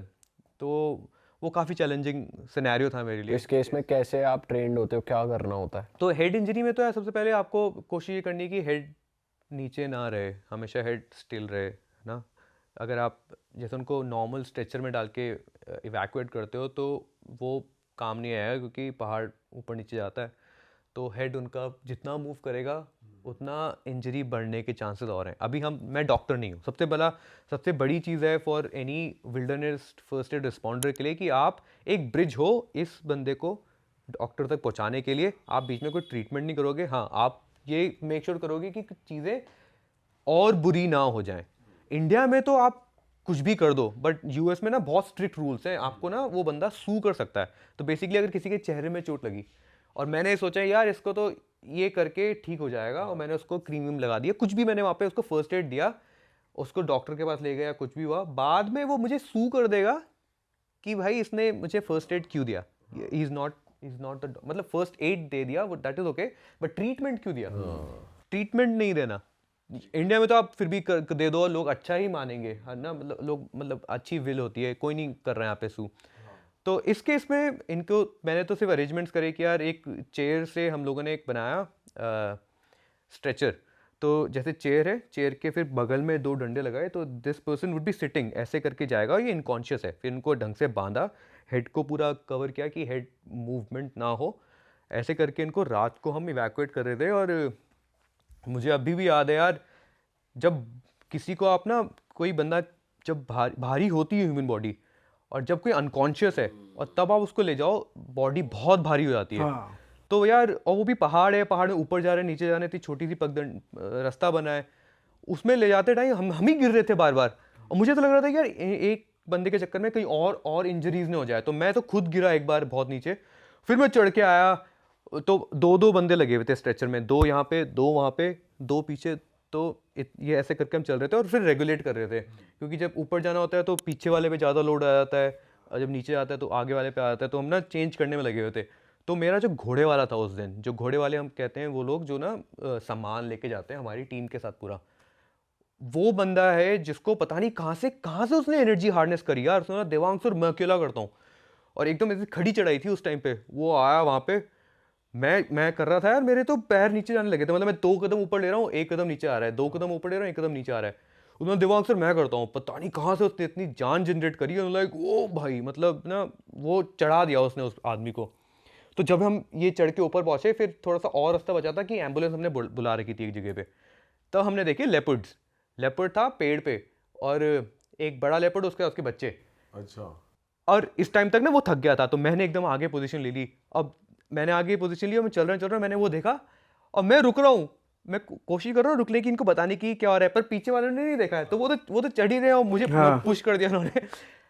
तो वो उस लेपर्ड ने देखा ये सब होते हुए, कुछ नहीं किया, क्योंकि वो केओस इतना बड़ा था हमारा जो ये चल रहा था, इतना स्ट्रेसफुल सिचुएशन, जानवर ने भांप लिया था कि यार इनको इनका स्पेस दे दो, तो वो उसने कोई अटैक नहीं किया। खून की गंध रही होगी, क्या क्या रहा होगा ना, वो कर सकता था अटैक। मुझे बाद में लोगों ने बताया कि यार आप लोग बहुत लकी थे कि ऐसा अटैक नहीं करा, बच्चा था साथ में। मुझे तो ये लगा कि यार हम लकी क्या थे कि यार इतने सारे लोग हैं, इतने सारे लोग में तो कभी अटैक करेगा नहीं, कोई जानवर नहीं करेगा, अनलेस आपके साथ कोई छोटा बच्चा हो और वो काफ़ी पीछे हो, लेपर्ड आप पे अटैक नहीं करेगा अनलेस आप खुद ही उसके बच्चे के साथ चेस कर रहे हो। तो वो उसने हमको पूरा स्पेस दिया और मैं उसको ऐसे जाते हुए देखा, मैं तो रुकने की कोशिश कर रहा था कि रुकूं, पर पीछे वाले लोगों ने देखा नहीं था, पुश कर दिया मुझे, मैं चल रहा हूँ और मैं उनको देख रहा हूँ ना यार। तो फिर बाद में इन्होंने भी देखा, तो फिर वो रुके, अब तब तो मैं क्रॉस हो गया था, तो हम चलते रहे। तो दैट वाज वो एक सबसे क्रेजी इवैक्यूएशन था। रहे थे वो बच्चे यार 3 दिन तक वो उसमें थे, कोमा में चले गए थे। ये the entire evacuation took place for 3 days, 3 days and 4 nights। मैं सोया नहीं पूरी रात, और काफ़ी क्रेजी डिसीजंस लेने पड़े कि यार कौन से हॉस्पिटल लेके जाएं, कहाँ पे फैसिलिटीज़ हैं। चॉपर बुलाया, चॉपर लैंड नहीं हो पाया क्योंकि वेदर सर्कमस्टांसेस बहुत ख़राब थे। फिर एक एम्बुलेंस बुलाई, एम्बुलेंस में बेसिक BLS नहीं था, बेसिक लाइफ सपोर्ट नहीं था, तो उसमें आपको ना एकदम ऑक्सीजन दे देते हैं, सब कुछ होता है, वो नहीं था उसमें। मतलब इतनी फ्रस्ट्रेशन हो रही थी कि यार ये सब चीज़ें, और ये लोग जो हैं they work for a very big company. I don't want to speak it on camera, but they work for a big company and there is nothing, कुछ नहीं है ऐसा जो वो चाहे उनको ना मिल पाए, but in that moment जो भी वो चाहते हैं it's just not available, है ना। आप कितने भी रिच क्यों ना हो, आपके पास दुनिया की सारी चीज़ें क्यों ना हो, उस टाइम पे आपके पास नहीं है यार कुछ अवेलेबल। तो वो जो एम्बुलेंस आई और जब मैंने देखा कि उसमें बेसिक लाइफ सपोर्ट नहीं है, तो फिर मुझे पीछे बैठना पड़ा उनके साथ, और वो फ्रीक आउट हो रहे थे। मैंने बोला आप आगे बैठो, उनका बेटा भी है साथ में यार, जस्ट टू सी अपने पापा को ऐसी सिचुएशन में कि एकदम रिस्पॉन्ड ही नहीं कर रही है बॉडी, तो उनका ट्रॉमा अलग था।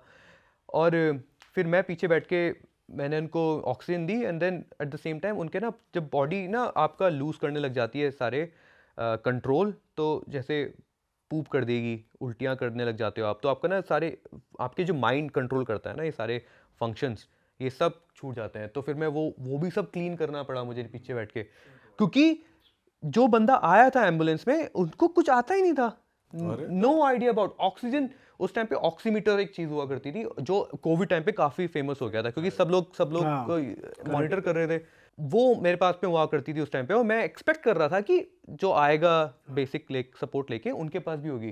किसी के पास नहीं था। जब तक हम रोडू नाम की एक जगह है वहाँ नहीं पहुँचे, तब जाके हमको एक एम्बुलेंस मिली। वो भी इतना ज़्यादा पुश करना पड़ा फिर कि यार हम इनको जानते हैं, इनको जानते हैं। लाइफ की कोई वैल्यू नहीं थी उस टाइम पे ना। आप कितने भी no matter how rich you are, जब सिचुएशन आती है then everyone kind of back पीछे हो जाते हैं यार। तो मतलब ये किसी से अपने यूएस में इनकी कोई सिस्टर थी, उनको बोल के जो एमडी था रोडू में, वहाँ से कोई कांटेक्ट करके फिर हमको एक बेसिक नेसेसिटी वाली BL वो बेसिक लाइफ सपोर्ट वाली एम्बुलेंस मिली है। तो और जो वो एम्बुलेंस नहीं मिली, उसके साथ हमको एक बंदा भी मिला। तो अब जाना है हमने रोडू से शिमला। हाँ, जो बंदा मिला वो पीछे बैठ के बोल रहा है कि सर मुझे चक्कर आते हैं, पीछे मैं नहीं बैठूंगा। मैंने बोला यार तुम पहाड़ में रह के ये काम कर रहे हो और एंड देन स्टिल अगर आपको गाड़ी में पीछे बैठ के चक्कर आते हैं, तो वो बंदा आगे बैठा है। तो मैं मतलब पूरे 4 दिन सोया नहीं हूँ यार। And then they finally got airlifted Chandigarh से। एयरलिफ्ट होके फिर बैंगलोर गए, वहाँ पे उनका फिर ट्रीटमेंट हुआ पूरा। बट अब वो टच में है आपसे? हाँ यार, पूरी फैमिली टच में है। उनकी तो जान नहीं बची, तो ही डाइड, बट जो लेडी हैं उनका जो सन है they are in touch with me. अब ट्रॉमा बडीज़ हैं हम काइंड ऑफ ना, मतलब इतना बड़ा ट्रॉमा 4 दिन तक आप झेल रहे हो। और मैं 2014 से मैंने अपना आउटडोर करियर शुरू किया था, 2017 में ये हो गया था। तो I was still new in the business, courses सारे करे हैं, बट देन जब होता है ना then it's like your real instinct comes out, rather than सोचो कि अब क्या करूँ अब क्या करूँ अब क्या करूँ, and then you have to just commit करना है और फिर वो करना है वो चीज़। फिर उसके बाद फिर मीडिया प्रेशर अलग, इतने सारे लोगों ने पकड़ लिया। ये कैसे हुआ क्या हुआ, जस्ट टू फिगर आउट कि यार गलती किसकी है, तो वो अलग से मीडिया प्रेशर हैंडल करना है। आई was like the face of the company, मैं उनको रिप्रेजेंट कर रहा हूँ ना पूरा। तो हाँ, these are all learnings and I am just I consider myself lucky कि कुछ लोग बोलेंगे कि यार ऐसा कैसे हुआ मेरे साथ। मुझे लगता है कि जो सारे मेरे लाइफ एक्सपीरियंसेस हुए हैं, उस टाइम पे लगता था कि यार क्यों हो रहा है मेरे साथ, बट अब मुझे लगता है कि अच्छा हुआ वो हो गया, because they set me up for इसके बाद फिर और क्रेजी एडवेंचर्स हुए हैं, है ना। बट यूएस में कुछ हुआ ऐसा कि आपको? यूएस में यार बहुत बहुत फास्ट है सिस्टम। कितने भी अलास्का जैसी विल्डरनेस में हो ना आप, वहाँ पे भी हेलीकॉप्टर आ रहा है 8 मिनट में। 8 मिनट एक मैक्स टाइम है वहाँ पे, आपको अलास्का जैसी जगह में मिल जाता है। तो लोग जहाँ पे हम रहते हैं वहाँ पे कोई हॉस्पिटल नहीं है, एक बेसिक केयर फैसिलिटी है, डॉक्टर एक रहता है वहाँ पे। तो हमारे साथ हुआ था एक सीन पर, हेलीकॉप्टर आ गया था 8 मिनट में, और 8 मिनट से आपको सीधा 45 मिनट्स में आप वो जूनो पहुँच गए थे, तो जो वो कैपिटल है, तो वहाँ पे सारी फैसिलिटीज़ है 45 मिनट्स में। यहाँ पे मुझे 4 दिन लगे हैं। किसी आदमी को हुआ क्या था अलास्का में? अलास्का में यार उनको कुछ नॉर्मल इंजरी थी, पैर टूटने वाली। तो वो इतना कभी ही ऐसा लिया एनिमल एनकाउंटर या अटैक्स हुए हैं आप पे, आपके साथ या आपके ग्रुप में किसी पे? नहीं, अटैक्स तो नहीं हुए मेरे पे कभी भी। मैं शार्क्स के पास भी रहा हूँ। मुझे यार स्टार फिश ने काफ़ी काटा है, मर्कल एक फिश है उसने काटा है। थोड़ी सी लाइफ बताओ भाई। पहाड़ तो आपने बताए हैं पहले भी, थोड़ी आप कहाँ ऑस्ट्रेलिया में क्यों थे, आप ओशंस को एक्सप्लोर क्यों कर रहे थे, वो भी बताओ ऑडियंस को। तो ऑस्ट्रेलिया मैं इसलिए गया था क्योंकि मैं आउटडोर एजुकेशन में काम शुरू कर दिया था। आउटडोर एजुकेशन होता है कि यार जो छोटे बच्चे होते हैं, वैसे तो 6th क्लास से शुरू हो जाती है, मेरा जो क्राइटेरिया था 9th से जो बड़े साल के बच्चे हैं उन सबको आउटडोर से रूबरू करा जाता है।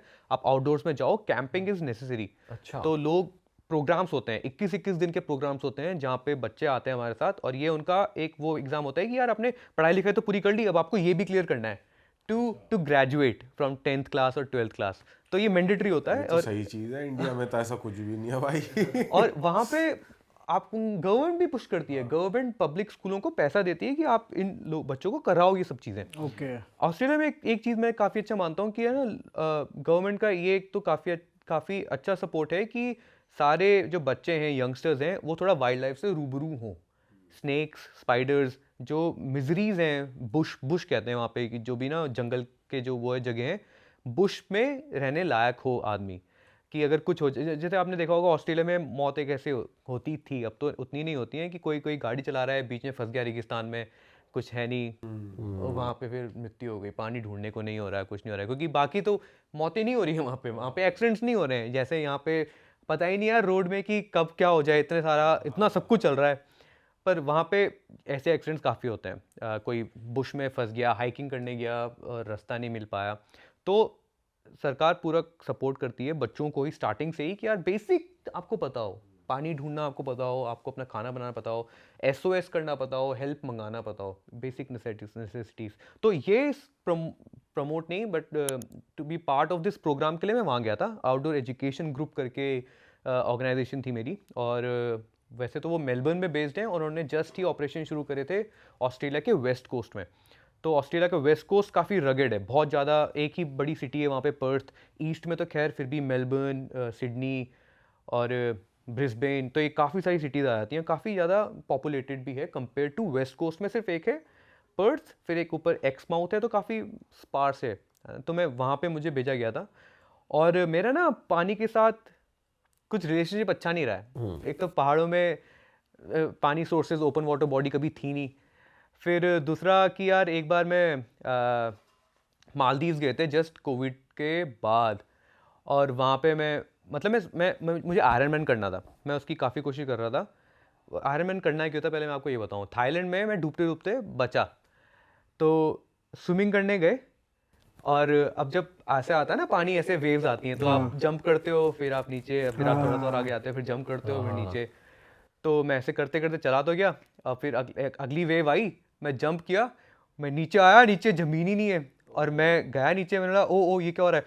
मुझे ऐसा लगता था कि मुझे स्विमिंग आती है वो नहीं आती थी। जैसी पानी जमीन नीचे से गायब हुई, मैं भाई आई वाज लाइक अ डॉग, मैं अपने चारों चीज़ें हिला रहा हूँ, और मुझे नहीं लग रहा है कि मैं बच पाऊंगा। मैंने आधा पानी पी दिया, और मैं देख रहा हूँ दूर की कोई मुझे बचाने आएगा, मैं एक आदमी को देख भी रहा हूँ मुझे भागते हुए बचाने आ रहा है। तो मेरी जो गर्लफ्रेंड थी वो आके उसने मुझे बचाया। तो एज सून एज जब वो मुझे आई ना बचाने के लिए, मैं इतना पैनिक कर चुका था कि मैंने इनको डुबा दिया। अच्छा, अरे जस्ट ऊपर आने के लिए, और मुझे खुद ही बुरा लग रहा है, बट मैं भी बचना चाहता हूँ ना। और इसने जैसे जैसे करके यार किक करा, पूरी अपनी जो फोर्स थी पूरा लगाया, अगली वेव हमने कैच कर ली, और हम थोड़ा सा बस पहुंच गए कि मेरे टो टच हो गए उसमें। बस वो दिन था कि मुझे लगा कि यार आज तो गए थे, और आज मैं खुद ही नहीं मरता, मैं इसको भी लेके दोनों की हमारी जान जाती।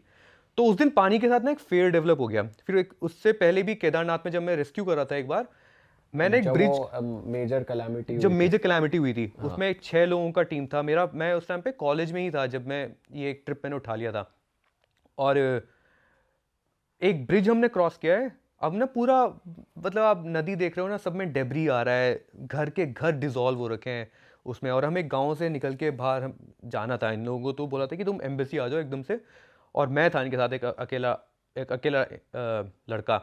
सब छः की 6 लड़कियां थी, ये आ रहे थे यहाँ पे पढ़ाने के लिए बच्चों को कि एटिकेट्स क्या होते हैं वुमेन एम्पावरमेंट पे। तो हमने एक ब्रिज क्रॉस किया, और जैसे ही वो ब्रिज क्रॉस किया है मैंने, पीछे से ब्रिज गायब है। तो जैसे ही हम ब्रिज में पहुंचे ना, सबसे पहले तो ब्रिज में पहुंचे, मैं जब ब्रिज में चढ़ना शुरू किया, सबसे पहले मैं ही सबसे पहले गया ब्रिज में। जब मैं क्रॉस कर रहा था तो पानी ऑलरेडी ऊपर तक आ गया था, और पानी ठीक ठाक फोर्स से आ रहा था, और बैकग्राउंड में सिर्फ एक ही आवाज़ चल रही है, भम भम बड़म बड़म, क्योंकि इतने सारे बादल की गड़गड़ाहट चढ़ ही रही है। जैसे ही मैंने ब्रिज क्रॉस किया, मैंने सबसे पहले अपना बैग रखा, वो भी एक एलिवेटेड पत्थर के ऊपर बैग रखा। मैंने पीछे देखा, ये लोग वेट कर रहे थे मेरा। ये एक तो खुद से कोशिश कर रही थी, और मुझे उसकी आंखों में ना डर नज़र आ रहा था। तो मैं गया वापस, फिर मैंने इनका हाथ पकड़ा, फिर मैं इनको लेके आया इधर की तरफ, फिर एक एक करके मैं सबको लेके आने में लगा हुआ था। जैसे मैं लास्ट बंदे को लेके आया हूँ, उनको इधर छोड़ा है, पीछे बम, एक और आवाज़, पीछे मुड़ा मैं, ब्रिज गायब था। ब्रिज में 2 लोग थे गाँव के, वो उनकी बॉडी तक नहीं दिखी, कहाँ गए। ब्रिज के स्कैटर्स थे यहाँ पे, जैसे ब्रिज है ना, तो यहाँ से टूटा, यहाँ से टूटा, ये बीच का पूरा हिस्सा गायब। ये बीच का जो हिस्सा गायब, ये दिखा ही नहीं कहाँ गया, इतना ज़्यादा पानी, और पानी भी फुल ऑफ मड, एकदम मिट्टी है उसके अंदर, क्या है, पत्थरों से टकराते हुए जा रहा है वो।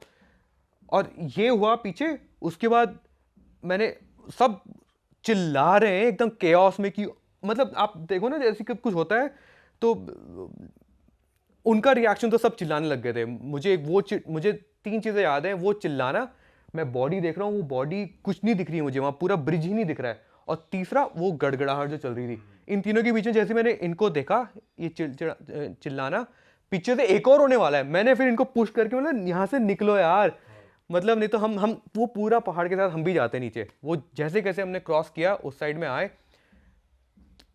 फिर वहाँ पे ना रोड थी कुछ दूर पे, तो यहाँ आए, फिर मैंने बोला यहाँ से निकलते रहो, फिर लाइक 500 मीटर्स हमने कवर किया। जैसे ही रोड पे पहुंचे तब लगा कि यार अब भी सेफ है, पर वो कुछ सेफ नहीं यार, रोड ही थी, रोड के नीचे की जमीन गायब थी। और इतना डर लग रहा था उस टाइम पे, उन दिनों में, तो वो मेरा वाटर का एक फेयर हो रखा था मेरे मन में, और मुझे लग रहा था मैं कॉन्कर कर रहा हूँ ये, जैसी यहाँ थाईलैंड में हुआ है इंसिडेंट या वियतनाम में हुआ, इंडोनेशिया में हुआ है हमारे साथ, कि मैं पानी में गया हूँ और ये वेव्स कर रहा हूँ, लेकिन ना जैसे ही मैं पानी के अंदर गया ना, जैसे जमीन टच नहीं हुई अंदर गया, मुझे वो पूरा फेयर, मतलब ऐसे वो गड़गड़ाहट पानी का, वो पूरा फ्लैशबैक हो गया, वो जो मेरे साथ 3-4 साल पहले हुआ था, 2013-14 में हुआ था मेरे साथ, ये 2017 में हो रहा है, तो वो 4 साल पुराना फेयर एकदम से आके उसने पकड़ लिया मुझे।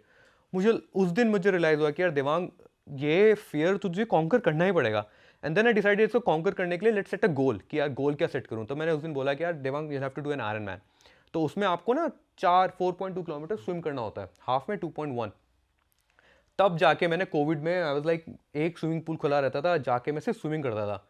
तो ये स्विमिंग करी काफ़ी करी, फिर हम मालदीव्स गए और मुझे कॉन्फिडेंट हो गया कि यार अब तो तू देवांग कर लेगा, अच्छा है तूने पूल में काफ़ी प्रैक्टिस करी है।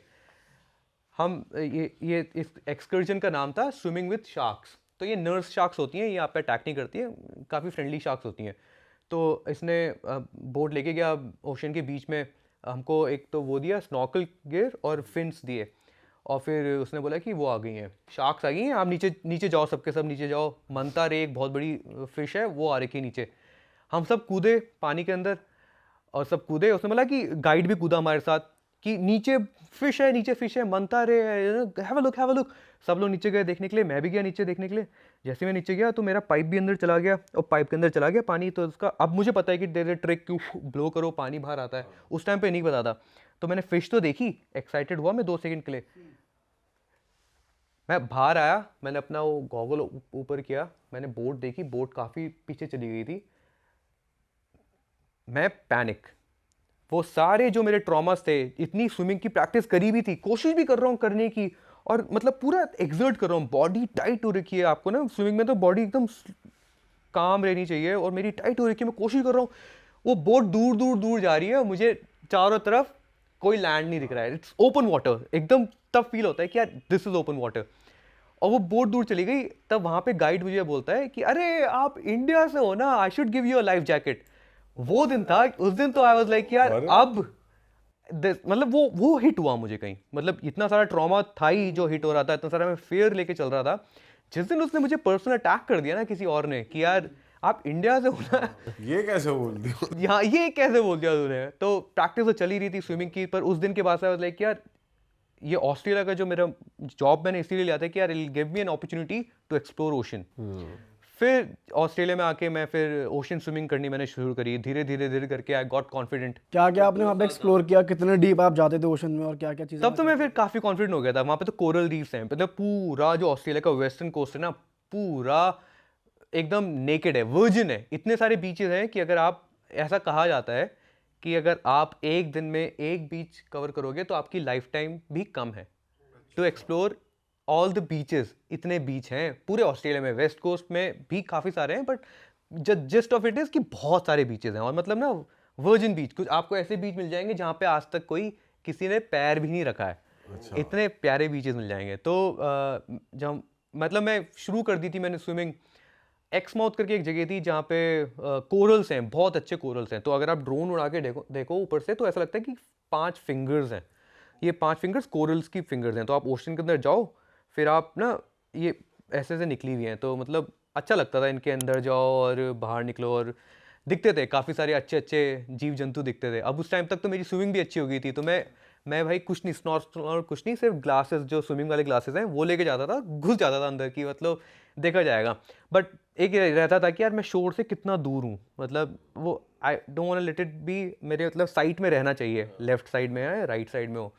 तो वो करा काफ़ी एक्सप्लोर। और उस टाइम पे मुझे एक पत्थर के बगल से गुजर रहा था, एक शार्क आई इधर से, वुप एकदम, मतलब अब मैं पानी के अंदर हूँ, मैं देख रहा हूँ यार कि यार केव्स के स्ट्रक्चर्स बने हुए हैं ठीक ठाक, और काफ़ी ब्यूटीफुल लग रहा है, मतलब क्या क्या कितना सुनहरा है ये, अच्छा लग रहा है। अचानक से उस पत्थर के उधर से शार्क है एकदम मेरे मुंह पे, वो बोला ओ ये तो डरा दिया था उसने उस टाइम पे, पैनिक हो गया था मैं, बट उसने कुछ अटैक नहीं किया, कुछ नहीं, और इधर निकल गई। तो इट वाज नॉट, उसको कहते हैं रीफ शार्क कहते हैं उसको। तो रीफ शार्क अटैक नहीं करती अनलेस कोई आपका इंजरी है, ब्लड रिलीज हो रखा है, तब तो कोई भी शार्क कर देगी। बट उसने कुछ अटैक नहीं किया, मतलब मेरे से हाफ रही होगी साइज़ में, मोटी भी नहीं थी, एटलीस्ट पानी में तो नहीं लग रही थी मोटी, क्योंकि पानी में कुछ और लगता है, बाहर जब निकाल के लाओ तो वो और बड़ी हो जाती हैं, पानी में छोटे लगते हैं। तो वो एक एक्सपीरियंस था। फिर एक बे में मैं स्विम कर रहा था। बे में क्या होता है, पानी अंदर आता है पूरा ऐसे करके, उस पूरा क्रिस्टल क्लियर वाटर, वहाँ पे मैंने फिर वेल्स देखी थी। तो वेल्स, मैं स्विम कर रहा हूँ और मैंने नीचे मतलब मैं इतना कॉन्फिडेंट हो गया था स्विमिंग के लिए, मैं रेडी हूँ, अब आयरन मैन मैं कर लूँगा, मैं कॉन्फिडेंस आ गया। और मैं पर मेहनत भी बहुत करी यार मैंने, उसको पानी को कॉन्कर करने के लिए, उस फीलिंग को। तो मैं स्विम कर रहा हूँ और नीचे से एक वेल देखी मैंने आती हुई, मतलब वाह यार कितना खूबसूरत है, कोई पैनिक नहीं इस टाइम पे, मतलब एकदम परफेक्ट। फिर मन में आया कि यार अगर ये ऊपर आएगी तो इससे मुझे हिला देगी और कुछ हो जाएगा। तो पर वो नीचे ही थी। फिर मैं ऊपर आया, जैसे ही ऊपर आया बगल से एक और वेल थी और उसने पुफ किया। तो जैसे वो पुफ किया, वो इतने डिस्टेंस में थी कि उसकी छींटें मेरे इतने दूर तक आई हैं। तब मुझे रियलाइज हुआ ये तो बच्चा है, इसकी माँ ये बगल में है। तो वो दोनों साथ साथ चल रहे थे और वो इतना ब्यूटीफुल मोमेंट था ना मेरे लिए कि यार ये कितना खूबसूरत है ये। और कुछ नहीं, वो दोनों आए और सीधा चले गए। फिर बाद में मैंने सर्च करना शुरू करा इनके बारे में। तो वेल्स कभी करती नहीं यार कुछ नुकसान, अगर आप बोट में भी हो, और ना बड़े प्यार से आएंगी आपको, इंटेलिजेंट बीइंग्स हैं वो। और पानी के भी कुछ नियम होते हैं भाई, जैसे आपने पढ़ा है या फिर आपने एक्सपीरियंस करा है या कुछ? नियम तो मैं बोलूँगा यार कि वही हैं जो लैंड वाले हैं। आपको रिस्पेक्ट करना है उन सब चीज़ों को। आप नहीं कर सकते ऐसा कुछ कि यार उनको आप डिस्टर्ब नहीं कर सकते। हाँ मतलब, और मैं ऐसा कुछ सर्वाइवल के लिए या कुछ ऐसा? स्पीयर फिशिंग करते हैं लोग, मैंने नहीं करी। मेरे दोस्त हैं काफ़ी जो भाला लेके जाते हैं पानी के अंदर और दिल हंट एकदम भाला मारेंगे और निकाल के लेके आएंगे। अभी अलास्का में भी हम लोग को, मैं बता रहा था ना आपको कि खाना नहीं आता था इतना, एक तो लास्ट स्टॉप था, कुछ पहुंच ही नहीं रहा है, तो मैं वेजिटेरियन हुआ करता था। लेकिन अलास्का जाके आई स्टार्टेड ईटिंग फिश, वो क्योंकि फ्रेश आ रही है, सैमन आती है वहाँ पे, सैमन रन कहते हैं, तो वो आती है वहाँ पे, अंडे देती हैं और फिर इधर डाई और इधर go back to the ocean. तो उनका मतलब लाइफ साइकिल पूरा हो गया है। तो वो अच्छा सा एक सिंक हो रखा है ह्यूमंस के साथ कि यहाँ के मैं अपने प्राण दूंगी और आप लोग हमको कंज्यूम कर लो, काइंड ऑफ। तो ना बहुत अच्छा सिंक सिस्टम है। तो उसके लिए ना आपको वो लेना पड़ता है, परमिट लेना पड़ता है। अच्छे लॉज हैं कि यार परमिट लेके जाओ, आप एक दिन का फिशिंग परमिट ले लो, वहाँ जाके अपने फिश कर लो। मेरे कुछ दोस्त थे वो भाई भाला लेके जाते थे और भाई उसी से मार रहे हैं। तो काफ़ी क्रेजी था वो। और ऑस्ट्रेलिया में जब आप रह रहे थे तो भाई वहाँ पे स्पाइडर्स, स्नेक्स और क्रोकोडाइल्स बहुत ज़्यादा आ जाते हैं लोगों के घर। आपका कुछ इनकाउंटर हुआ है? और उनके रिगार्डिंग कैसे रूल्स हैं? आप मार सकते हो सांप को, नहीं मार सकते हो, क्या सीन है? आप मार सकते हो, आपको कोई जेल वेल तो नहीं होगी। क्रोकोडाइल को एक्चुअली मारने में तो आपको पैसे भी मिल जाते हैं नॉर्दर्न टेरिटरीज में। जब बाढ़ आती है तो नॉर्दर्न टेरिटरीज में क्या है कि ओशन ना, भी बाढ़ आती है। हाँ ओशन बहुत ज़्यादा वेव्स वाला नहीं है, जैसे ना क्या मोस्टली होता है क्या है कि लैंड ना थोड़ा एलिवेटेड होगा, फिर ओशन आएगा, टकराएगा, वापस जाएगा। नॉर्दर्न टेरिटरी में क्या है, लैंड एकदम नीचे है, तो पानी ना जब हाई टाइड होती है पानी ऊपर आता है। जब बारिश ज़्यादा हो गई तो वो ये पूरा पानी दलदल बन गया है वाला इलाका। तो जो यहाँ के क्रोकोडाइल हैं इनको कहते हैं सॉल्ट वाटर क्रोकोडाइल्स। तो ये इस पानी क्योंकि कनेक्टेड है पूरा, बाढ़ भी आ रखी है, ये क्या करते हैं अंदर घुस जाते हैं मेन टेरिटरी में। अब मेन टेरिटरी में घुस गए, रोडों में आ रखे हैं मगरमच्छ, तो वहाँ पे बोल दिया जाता है कि आप मार दो। फिर उनका मीट मिलता है रेस्टोरेंट्स में, तो वो होता है वहाँ पे और भाई कैंगरूज के साथ तो बॉक्सिंग करते रहते हैं वहाँ के लोग। कैंगरूज के साथ हाँ कहीं भाई उनके उसमें आ जाएंगे बरामदे में, पता नहीं क्या ऐसे खड़े हो डॉग को भी का एक वीडियो आ रही थी ना, डॉग को पकड़ लिया था एक कैंगरू ने। करे कैंगरू बड़े फनी है वहाँ के यार, पर मुझे तो डर ही लगता था उनके, क्योंकि मैं तो I didn't grow up with them. दूसरा डर ये लगता था कि यार रात को जब गाड़ी चलाओ ना, सबसे ज़्यादा नुकसान करते हो गाड़ी के एकदम आगे आ जाएंगे।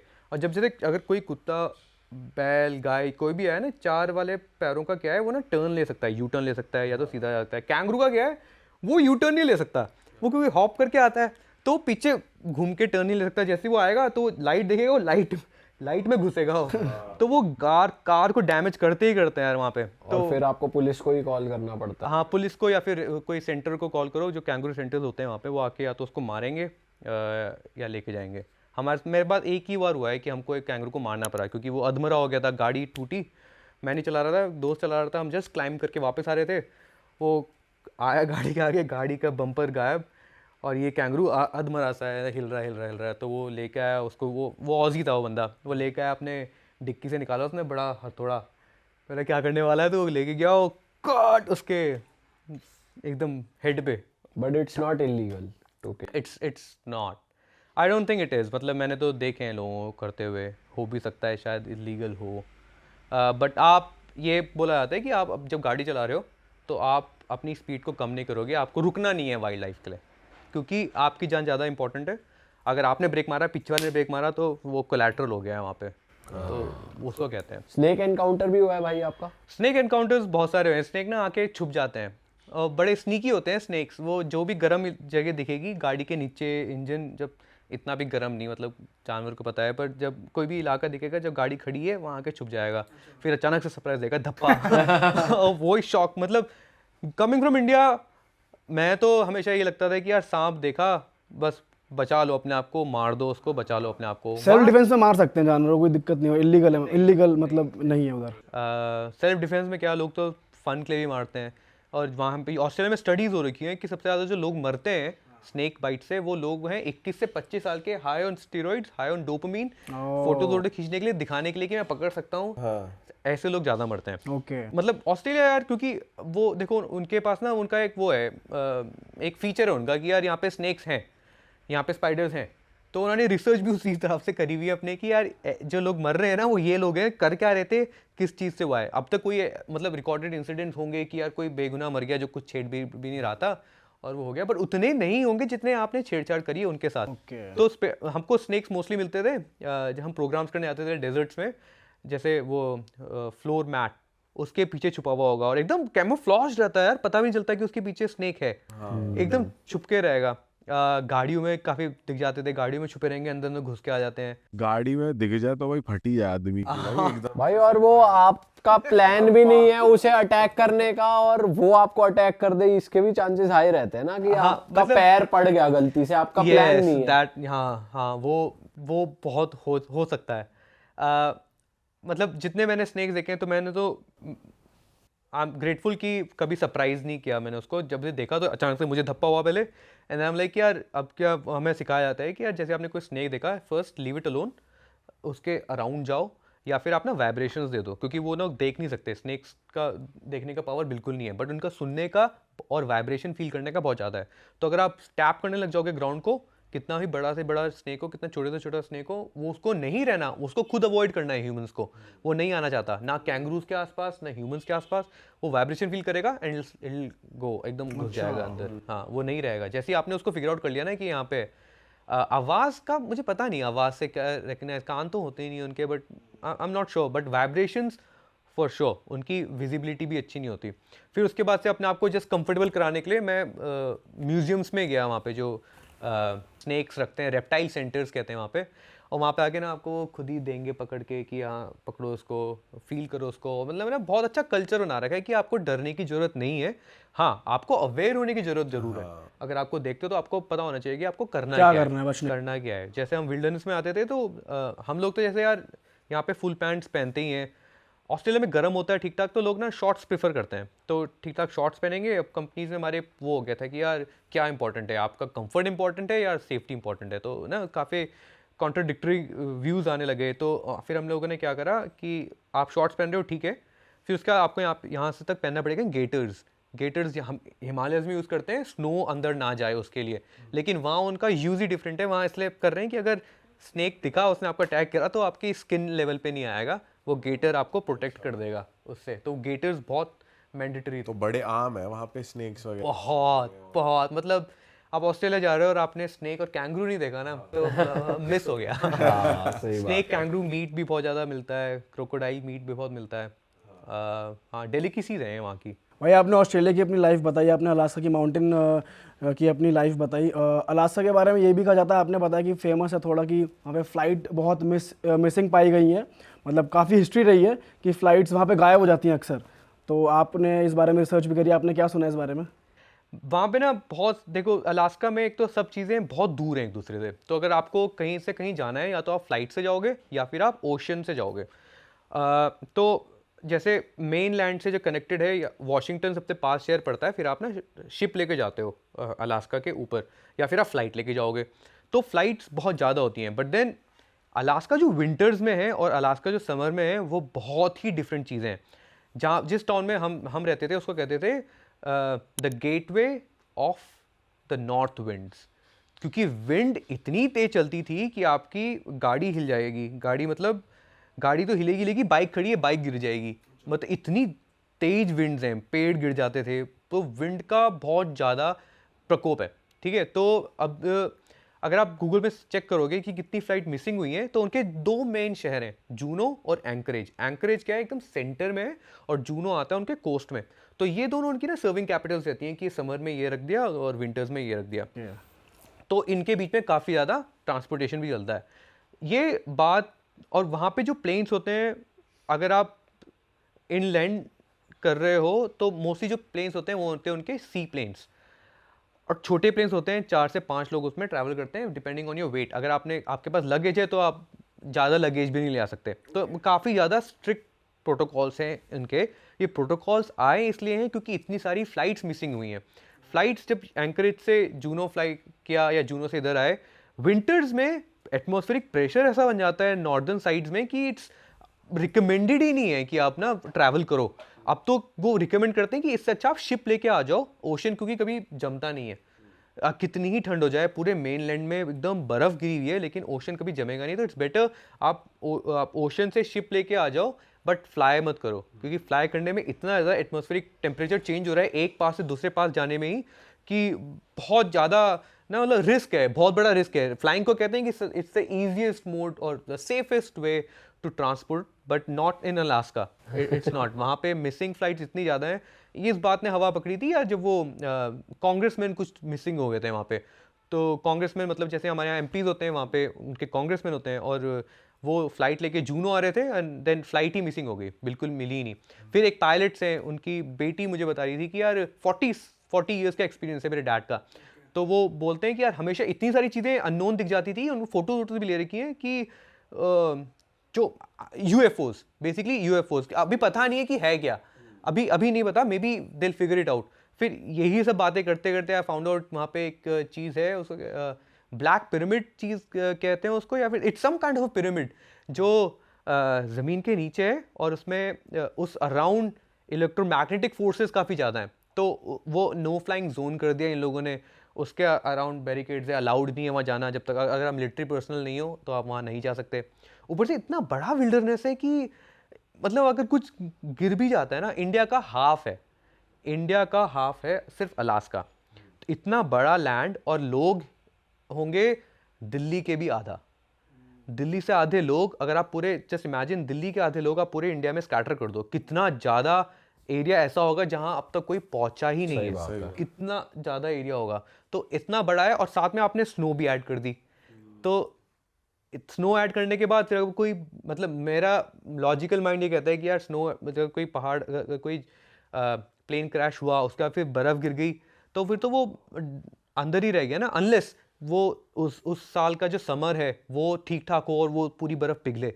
लेकिन वहाँ पे तो ग्लेशियर्स बन रहे हैं, अच्छे बढ़ रहे हैं, कुछ ग्लेशियर्स बढ़ रहे हैं। एक ऐसी जगह है दुनिया में, सब जगह ग्लेशियर्स कम हो रहे हैं, वाटर लेवल कम हो रहा है। वहाँ पे ग्लेशियर्स बढ़ रहे हैं, स्टिल बढ़ रहे हैं, कुछ कम भी हो रहे हैं। ऐसा नहीं है कि सारे ही बढ़ रहे हैं, बहुत सारे ग्लेशियर्स कम भी हो गए हैं। सारे जो पहाड़, जो शहर में हम रहते हैं वहाँ पे, वो कभी 400 साल पहले बर्फ़ के अंदर हुआ करता था। अब वहाँ पे बर्फ़ नहीं है, सब खुल गया है। तो वो सारे पहाड़ ना अब दिखना शुरू हो गए हैं। पहले ना सिर्फ ऐसे, जैसे ग्लेशियर है, ग्लेशियर के ऊपर ऐसा लगेगा ये पत्थर है, एक रॉक है। अब जब वो ग्लेशियर पूरा पिघलेगा तो पता चलता है कि अरे तो पूरा पहाड़ है। अच्छा। तो वो ओशंस बने हुए हैं वहाँ पे, सिर्फ आइस फील्ड्स के। और आप बता रहे थे वहाँ पे पहाड़ इतने अनटच्ड है कि आप कोई पहाड़ चढ़ गए तो नाम भी रख सकते हो उसका, वो क्या सीन है? भाई बस बहुत इतना बड़ा विल्डरनेस है कि बहुत सारे पहाड़ चढ़े हुए ही नहीं है। हिमालयस में हमारे यहाँ पे रूल है कि यार 6000 मीटर के अगर ऊपर का आप कोई पहाड़, या 6000 7000 मीटर के अगर ऊपर का आप पहाड़ चढ़ रहे हो, मुझे चेक करना पड़ेगा 6000 7000 है। 6000 तो शायद तब है कि अगर आपने एडवांस कोर्स करा हुआ है। तो 7000 मीटर से ऊपर का आपके पहाड़ चढ़ रहे हो इंडिया में स्पेसिफिकली, तो अगर वो क्लाइम्ड नहीं है और आप फर्स्ट आदमी हो चढ़ने के लिए, तो यू कैन नेम इट, आप उसको कुछ भी नाम दे सकते हो जो भी आपको पसंद है। अलास्का में पहाड़ ही इतने सारे हैं कि आप ना मतलब बहुत ज़्यादा, मतलब उनका पूरा लैंड मास ही पहाड़ ही है, इतना रगेड है, ऊपर नीचे ऊपर नीचे ऊपर नीचे। तो वहाँ आप पहाड़ चढ़े हो और आपको लगता है कि यार इसको नाम देना है, आप नाम दे दो। हाउएवर रजिस्ट्रेशन कराने का प्रोसेस फिर बहुत बड़ा है, बट आप मैप्स में तो नाम दे सकते हो and you can term it कि यार ये पॉइंट ये है, ये पॉइंट ये है। तो मतलब ना इतने इतने सारे पहाड़ और कोई चढ़ ही नहीं रखा है। और क्योंकि पहाड़ यार टफ भी हैं, मतलब एकदम रगेड हैं, जब बर्फ़ पिघलती है ना तो पूरे वो काले हो जाते हैं टॉप में, और काले जब हो जाते हैं तो फिर वो एक it's like just a slab of rock, एकदम खड़ी चट्टान रॉक है वो, सीधा पहाड़। आप फिर पूरा रोप्स चाहिए, इक्विपमेंट चाहिए उसको पूरा सबमिट करने के लिए, नहीं तो आप एक जगह पास तक तो आप पहुंच ही जाओगे। भाई कुछ प्रो टिप्स दे दो जो क्लाइंबिंग करते हैं या ट्रैकिंग या ऐसा कुछ उनका इंटरेस्ट है कि भाई हाइकिंग करनी है, तो कुछ टिप्स जो भाई उनको माइंड में रखनी चाहिए लोगों को। सबसे ज़्यादा तो मुझे ये लगता है कि सबसे बड़ा जो मैं देखता हूँ लोगों को स्ट्रगल करते हुए कि यार शूज़ ना नए लेते हैं और नए शूज़ लेके एकदम चढ़ने आ जाते हैं। तो आपको शूज़ को ब्रेक इन करना ज़रूरी है। आपने कोई नया जूता लिया तो आप ना उसको एक हफ्ता पहनो अपने घर में ही, थोड़ी छोटी मोटी वॉक्स करो, एकदम उसका इनॉग्रेशन आप पहाड़ में जाके मत करो। तो वो बहुत बहुत इंपॉर्टेंट है। दूसरा, हम कहते हैं कि यार there is nothing like bad weather जैसा कुछ होता ही नहीं है। बैड होता है तो आपकी लेयरिंग। तो अगर आपके कपड़े अच्छे नहीं है ना तो बैड वेदर हो गया। अगर आप रेन के लिए रेडी नहीं हो तो बैड वेदर है, पर अगर आप रेन के लिए रेडी हो तो मतलब पहाड़ तो नहीं पूछेगा ना आपसे। Environment will never ask you कि यार आज मैं सनी देता हूँ, आज मैं विंडी देता हूँ। वो इट विल गो एकदम रैंडम रहेगा पूरा, और बहुत जल्दी टेम्परेचर चेंज हो जाता है। तो अगर बैड लेयरिंग भी मैंने बहुत देखी है लोगों को, तो you have to be prepared for the worst. आप लेके जो एटलीस्ट एक विंड चीटर तो हमेशा रखो ही अपने पास। ज़्यादा लोगों की मौत ठंड से उतनी नहीं होगी जितनी मौतें विंड से हो जाती हैं। एक फैक्टर है ना गूगल में, अगर आप जब भी टेम्परेचर देखोगे तो उसमें कहता है कि फील्स लाइक दिस, टेम्परेचर ये है बट फील्स लाइक दिस। तो फील्स लाइक बढ़ जाता है विंड चिल की वजह से। विंड चिल एक इतना बड़ा फैक्टर है।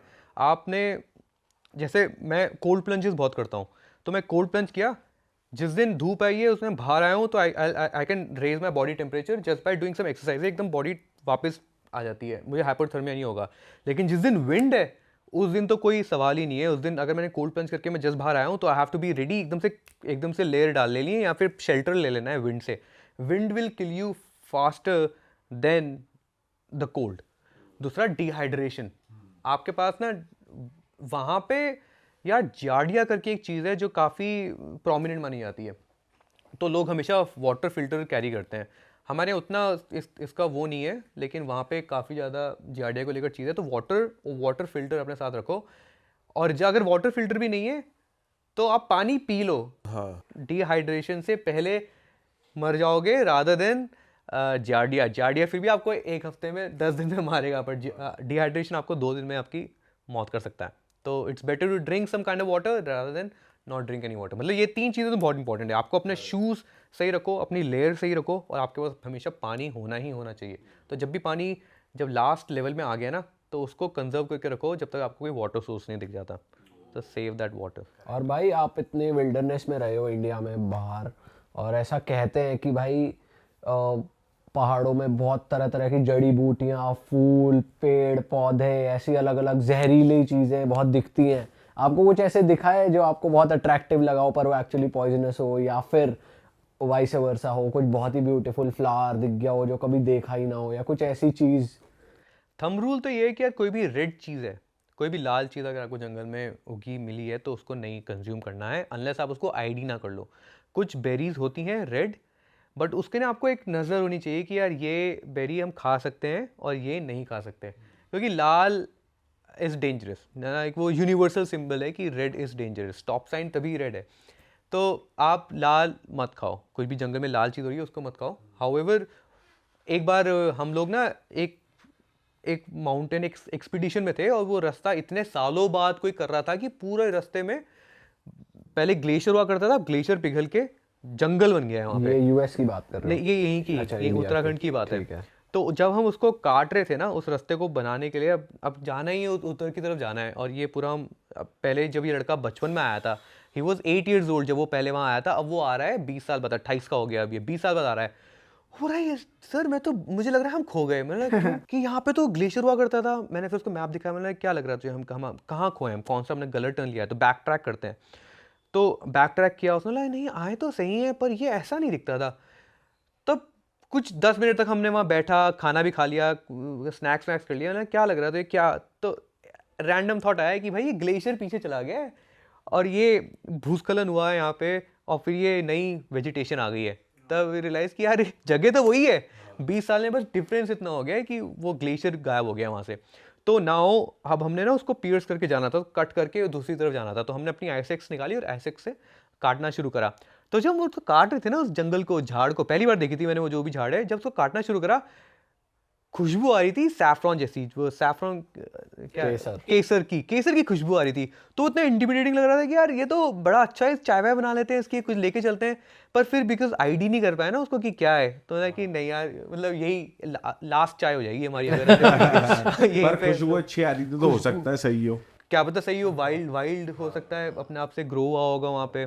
तो पर रिस्क था कि यार आज नहीं लेते इस रिस्क को, मतलब नेक्स्ट टाइम अगर कोई आईडी करके आ जाए तो ठीक है। तो मतलब मैं कभी ऐसा रिस्क ना लूंगा अनलेस वो मेरा लास्ट रिजॉर्ट है। तो वो पिक्चर थी ना इनटू द वाइल्ड, उसमें वो अलास्का में ही रहता है। अलास्का में इतनी बेरीज होती हैं, ओहो ओहो। मैं जो ये रूल है ना मेरा कि इतना पानी बचा होना चाहिए, मैं अलास्का में वैलिड नहीं था मेरे लिए। मैं सारा पानी पी देता था अपनी बॉटल्स में। जब हम वापस नीचे पहाड़ उतर के आते थे कि खत्म होने वाला है, अब तो पहुंचने वाले हैं नीचे, हम अपनी बॉटल्स में ब्लूबेरीज भर लेते थे। अच्छा, पूरी बॉटल भर के लेके आते थे नीचे, और फिर उसके नीचे ला के या तो दोस्तों में बांट देते थे। मैं तो स्मूदीज बनाता था उनकी, लेकिन लड़कियां क्या करती थी, केक्स बनाती थी भाई, ब्लूबेरी केक्स। मतलब वाह यार, ये मतलब ब्लूबेरी से क्या क्या बना सकते हो ना, मतलब बड़ा श्रूम्स वगैरह भी मिल जाते होंगे भाई वहाँ पे। भाई बहुत सारे साइकेडेलिक से लेकर आपको, आपने आईडी कर लिया ना अगर, तो मतलब लोग खाते थे मशरूम्स। तो इतने अच्छे अच्छे, एक चिकन मशरूम होता है वो पेड़ में होता है, तो वो इतना बड़ा निकल के आता है ना बाहर, अगर आपने वो पॉलिथीन में लेके आए तो ये वो बनाते हैं वहाँ पे, पास्ता बनाते हैं मशरूम के साथ।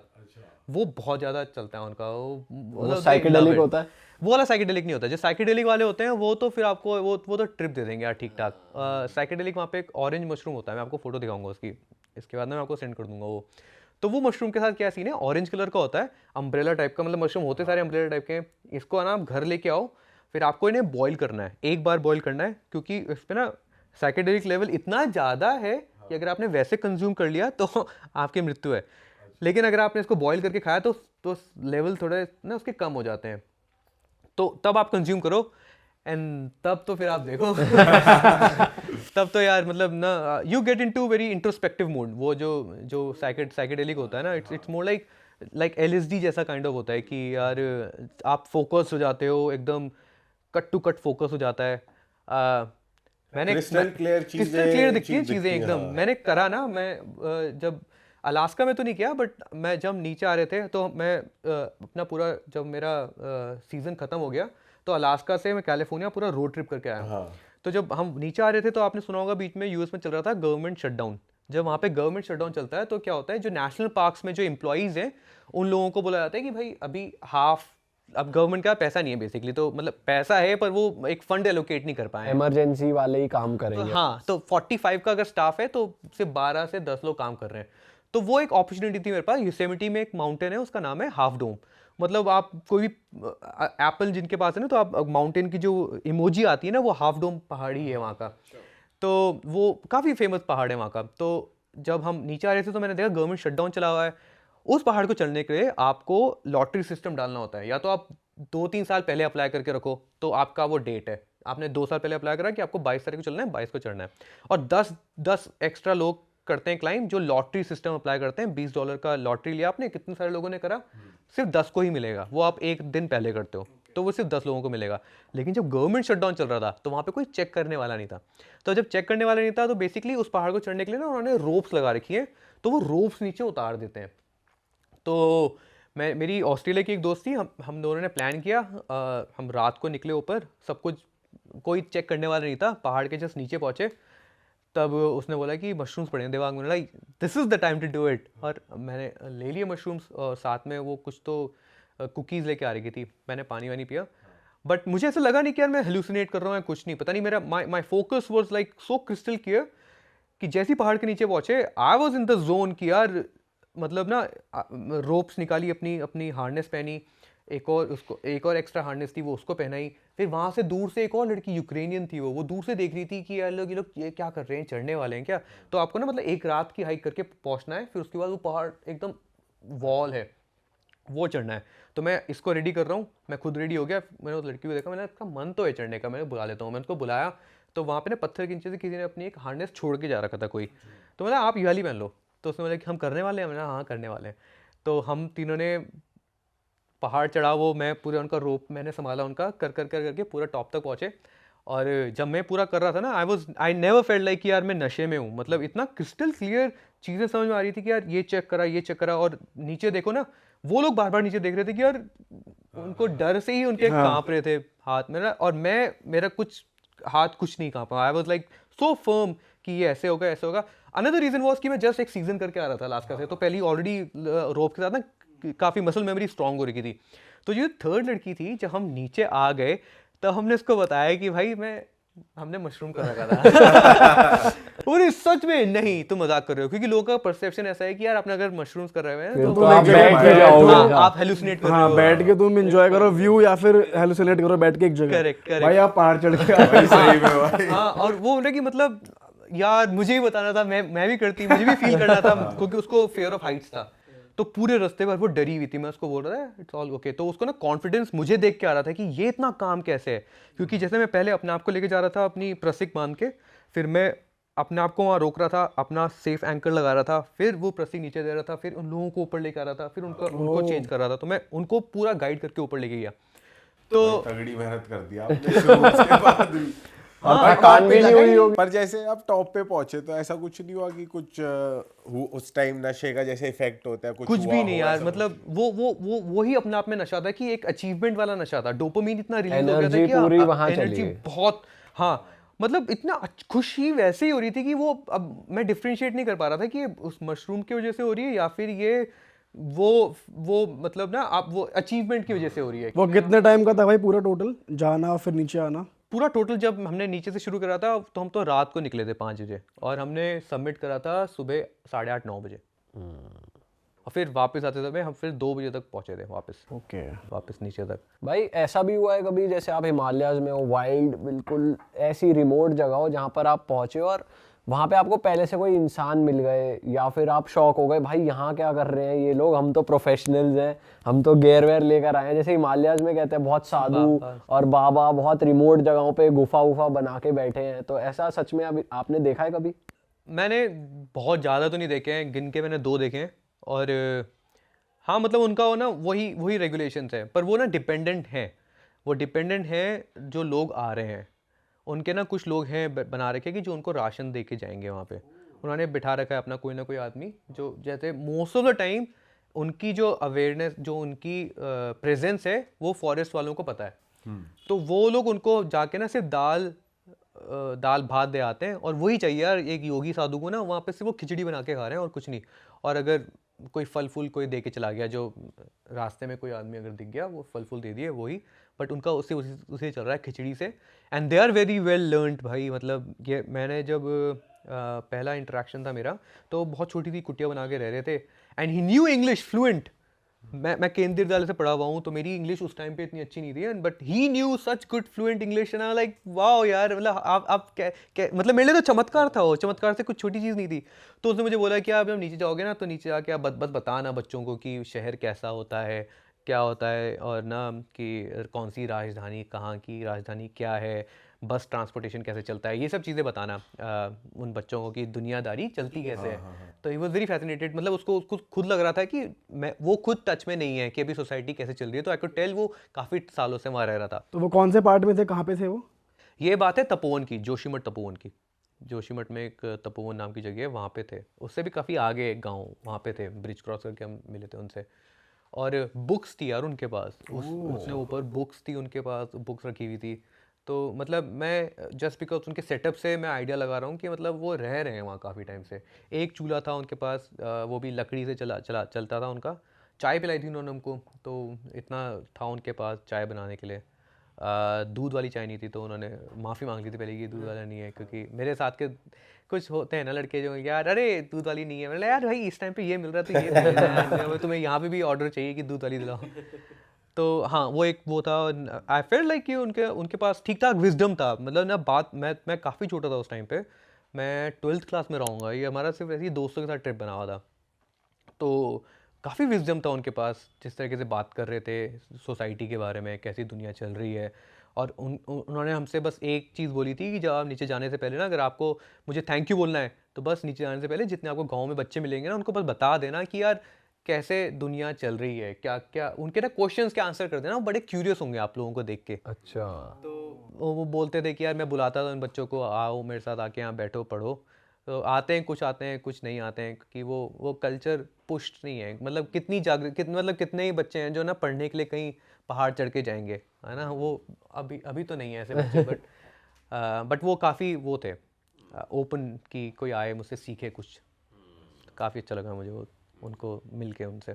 भाई एक थोड़ा सा ऑफ क्वेश्चन है, पर मेरा मन कर रहा है पूछने का आपसे। ऑफ तो नहीं, वैसे आप सुन के बताना। कभी जैसे आप सिंस इतना विल्डरनेस में रहते हो और वाइल्ड लाइफ से जुड़े हुए हो, तो कभी ऐसा किसी पॉइंट पे, किसी ट्रैक पे या किसी जगह पे ऐसा फील हुआ है कि कभी आप लॉस्ट हो तो कोई आपको गाइड कर रहा है, कोई एनर्जी फील हो रही हो पेड़ों की, या कोई गाइडेंस फील हो रही हो, या कहीं पे कुछ नेगेटिविटी फील हो रही हो? मतलब कुछ ऐसे एक्सपीरियंस जो थोड़े से स्पिरिचुअल या सुपरनैचुरल कह सकते हो, नेचर के साथ कुछ ऐसे एक्सपीरियंस हुए हैं आपके कि कभी कोई किसी ने गाइड कर दिया, मुझे नहीं पता कहाँ से कुछ आया माइंड में, या कुछ ऐसा कुछ भी? डर तो बहुत बार लगा है, बहुत सारे जगहों पे, जब ऐसा लगता है कि यार सबसे ज़्यादा तब लगता है यार जब आपको पता नहीं हो आप हो कहाँ पे, आपको ना अपनी पोजीशनिंग नहीं पता, मैप में आप हो कहाँ पे। वो मेरे लिए बहुत बड़ा डरावनी चीज़ है। तो ऐसे डर्स में बाहर निकलने के लिए तो मैं मोस्टली वाटर बॉडी या फिर the highest point of that area वो चेज़ करता हूँ। बट कभी जैसे आपने पूछा ना कि यार कभी कोई एनर्जी ने गाइड किया हो, तो मुझे लगता है ट्रेनिंग पे मैं ज़्यादा भरोसा करता हूँ कि जो मेरी समझ है पहाड़ों को लेकर, उसने मुझे गाइड किया है। और उसको वो भी सच होने के लिए ना, मुझे ऐसा विश्वास है कि जो मेरे पितृ लोग हैं, या फिर जो मतलब ना मेरे दादा दादी, जो अब नहीं, जो दादी नहीं है, नानी नहीं है, तो वो लोग कहीं ना कहीं से देख रहे हैं कि यार उनकी वेल विशेज़ हैं। और कभी कुछ गलत किया नहीं पहाड़ के साथ, जंगल के साथ, तो एक फीलिंग है कि यार मैं कुछ गलत नहीं कर रहा यहाँ पे, मैं कुछ भी हो जाए आई विल बी फाइन, मैं सब अच्छा ही होगा मेरे साथ। तो एक वो दृढ़ वो निश्चय है अंदर पे कि यार मैं कितना भी बुरा हो जाए मैं बाहर निकल आऊँगा। और उस पर मैं ट्रस्ट करता हूँ अपनी ट्रेनिंग पे, जो भी मेरे माउंटेनियरिंग कोर्स में ट्रेनिंग हुई है उसमें मुझे पूरा भरोसा है। और फिर एक अंडरस्टैंडिंग कि यार अगर मैं कहीं गया हूँ तो मैंने होमवर्क कर रखा है पूरा, कि यार मेरे ऑप्शंस क्या होंगे। कभी कभी ना जल्दबाजी में दोस्तों के साथ हो जाता है कि यार, अभी अलास्का में बहुत होता था कि यार कोई रिसर्च नहीं है और सीधा बस उठाया बैग और चल दिए, फिर चल दिए वहाँ पहुँच गए। उसके बाद कि यार वहाँ पे क्या होगा, वो पार्ट नहीं है आज दिन का, लेकिन फिर उनके साथ जोर ज़बरदस्ती में चलो वो पहाड़ भी चढ़ गए। फिर ना एक ना ईगो आ जाता है एक जगह पे आके ना, कि अब जैसे एक ने बोला कि यार वो भी अचीवेबल लग रहा है, वो वाला पहाड़ से ना पीछे की तरफ जाते हैं, वहाँ पे लेक है। और दूसरा बोल रहा है कि यार no let's look at the map, और मैं भी बोल रहा हूँ कि यार let's look at the map. तो ये एक छोटा सा इंसिडेंट है, ये लिथुआनिया का था, एंड दिस इज़ ग्रैम, ये अमेरिकन दोस्त है मेरा, और मैं हम तीन। और एक जो करने आए थे पहले वो कर दिया, ठीक है। एक ट्रेन लेके आप एक ग्लेशियर पे गए थे हम लोग, ट्रेन ले फिर हाइक करके ग्लेशियर पे पहुंचे, फिर उसके बाद एक पास देखा, वो पास चढ़ गए। वो पास चढ़ने के बाद उधर की साइड का व्यू दिख रहा है, but now the Lithuanian dude is like यार अब क्या करते हैं, वो वाला पहाड़ चढ़ते हैं, उसके पीछे लेक है और अच्छा लगेगा, लेक में पहुंच जाएंगे। अब हमने बोल रहे हैं यार मतलब ना, अब मना करेंगे ना, तो मना करने पे मुझे ऐसा लग रहा था कि यार इन लोगों को ऐसा लगेगा कि यार इसके बस का नहीं है। तो वो ना एक वो फीलिंग आ रही थी कि यार ईगो क्रश हो रहा था। तो मैंने सीधा बोला कि यार मुझे लगता है कि कर तो लेंगे, लेकिन चांसेस ऑफ इंजरी बहुत ज़्यादा है, और हमने रेकी नहीं कर रखी इस इलाके की। मेरा मन है उस लेक को देखने का, बट क्या सबमिट करके जाना ज़रूरी है? तो फिर वहाँ पे ना द सेम थिंग कि यार ट्रेनिंग पे थोड़ा ध्यान दिया कि यार वो उसके बजाय क्या पता हम रिज फॉलो करते हैं और वहाँ से चले जाते हैं रादर देन बी सॉरी कि यार वो मतलब मुझे तो लगता है कि अगर मौत सबकी आनी है ना, लेकिन अगर मौत ऐसे तरीके करके आए कि किस चीज़ का मुझे पता है कि यार यहाँ पे इतना बड़ा रिस्क है और मैं केपेबल नहीं हूँ उस रिस्क को हैंडल करने के लिए, तो मैं उस रिस्क को क्यों लूँ जब मैं उसको अवॉइड कर सकता हूँ अपने ऑब्जेक्टिव को पहुँचने के लिए। अगर मेरे पास ठीक है ऑप्शन होता है कि यार रेडियो है, हेलीकॉप्टर रेडी खड़ा है और ऊपर ना कुछ चीज़ है जो मेरा वेट कर रही है, तो I take that risk. But अभी अननेसेसरी लग रहा है जस्ट टू सेटिस्फाई वो ह्यूमन ईगो कि यार उसको करना है, वहां से वो देखना है कि व्यूज क्या है, तो वो मुझे लॉजिकल नहीं लगा था, यू नो। तो दैट इज लाइक कैसे गए फाइनली? गट फीलिंग फॉलो किया, वो दूसरे बंदे को तो we were like we toss कर लेते हैं। मैं तो बोल रहा था वापस चलते हैं, पर ये बोल रहा था कि यार नहीं ऊपर चढ़ते हैं। तो टू ऑफ अस डिसाइडेड कि ऊपर जाने से अच्छा let's go sideways and then will come down. तो साइडवेज गए, वो इतना डेंजरस था when we were coming down. पहाड़ चढ़ना any fool can climb a mountain, but it only best thing is to come down safe and let the world know about it। मैं हमेशा बोलता हूँ हर लोगों को कि यार आप पहाड़ ना आसानी से चढ़ जाओगे, नीचे उतरना सबसे ज़्यादा डिफिकल्ट चीज़ है। तो हम जब नीचे उतर रहे थे, अब ट्रेल्स नहीं है, ये सब विल्डरनेस में हम लोग जब नीचे उतर रहे थे, सारा जो पत्थर है ना एकदम बजरी है यार, लूज रॉक है, वो पैर ही नहीं टकरे हैं, सब एकदम फिसलते फिसलते आ रहे नीचे और एकदम छिल रहा है पीछे पीछे ना। अब क्या करेगा आदमी, अब पहुँचना तो है ही नीचे, चढ़ तो आए, उधर दूसरी की तरफ रहे। तो हम जब उतर रहे थे तो आप ना कुछ भी चीज़ जो आपको पकड़ में आए, आपको थोड़ा स्टेबल रखे। आप आदमी ना वो पकड़ने की कोशिश करता है, थोड़ा सा झाड़ी बाहर निकली हुई है, कुछ पत्थर बाहर निकला हुआ है, उसको पकड़ के फिर थोड़ा और नीचे आए, थोड़ा नीचे आए, ऐसे करके नीचे आ रहे थे हम।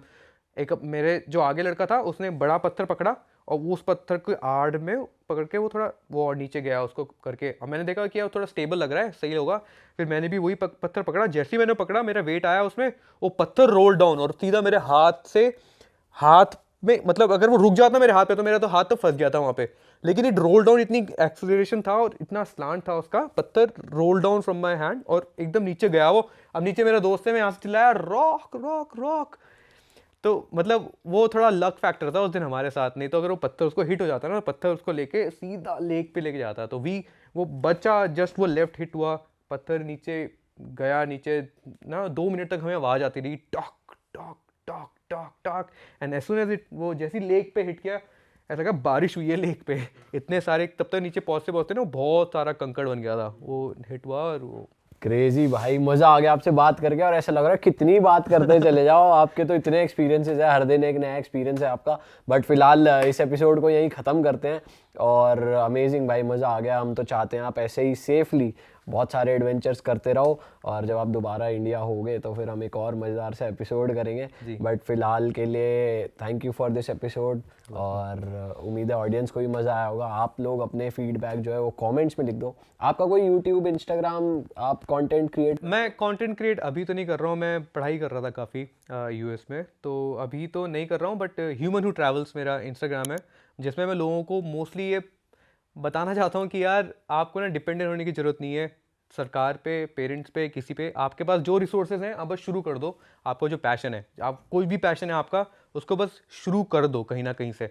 सबसे ज़्यादा एक चीज़ मैं पुश करना चाहता हूँ स्पेशली इंडियंस को, कि यार स्विमिंग सीख लो, बहुत ज़रूरी है। अभी रिसेंटली एक एक्सीडेंट हुआ था, उससे तो मुझे और ज़्यादा गुस्सा आ रहा था कि यार हम लोग स्विमिंग को इतना प्रमोट क्यों नहीं करते। कोई भी आईएनजी स्पोर्ट है ना, बॉक्सिंग, स्विमिंग, ड्राइविंग, कोई भी आईएनजी, साइकिलिंग, उसको आप सीखो प्लीज़, उसको परस्यू करो।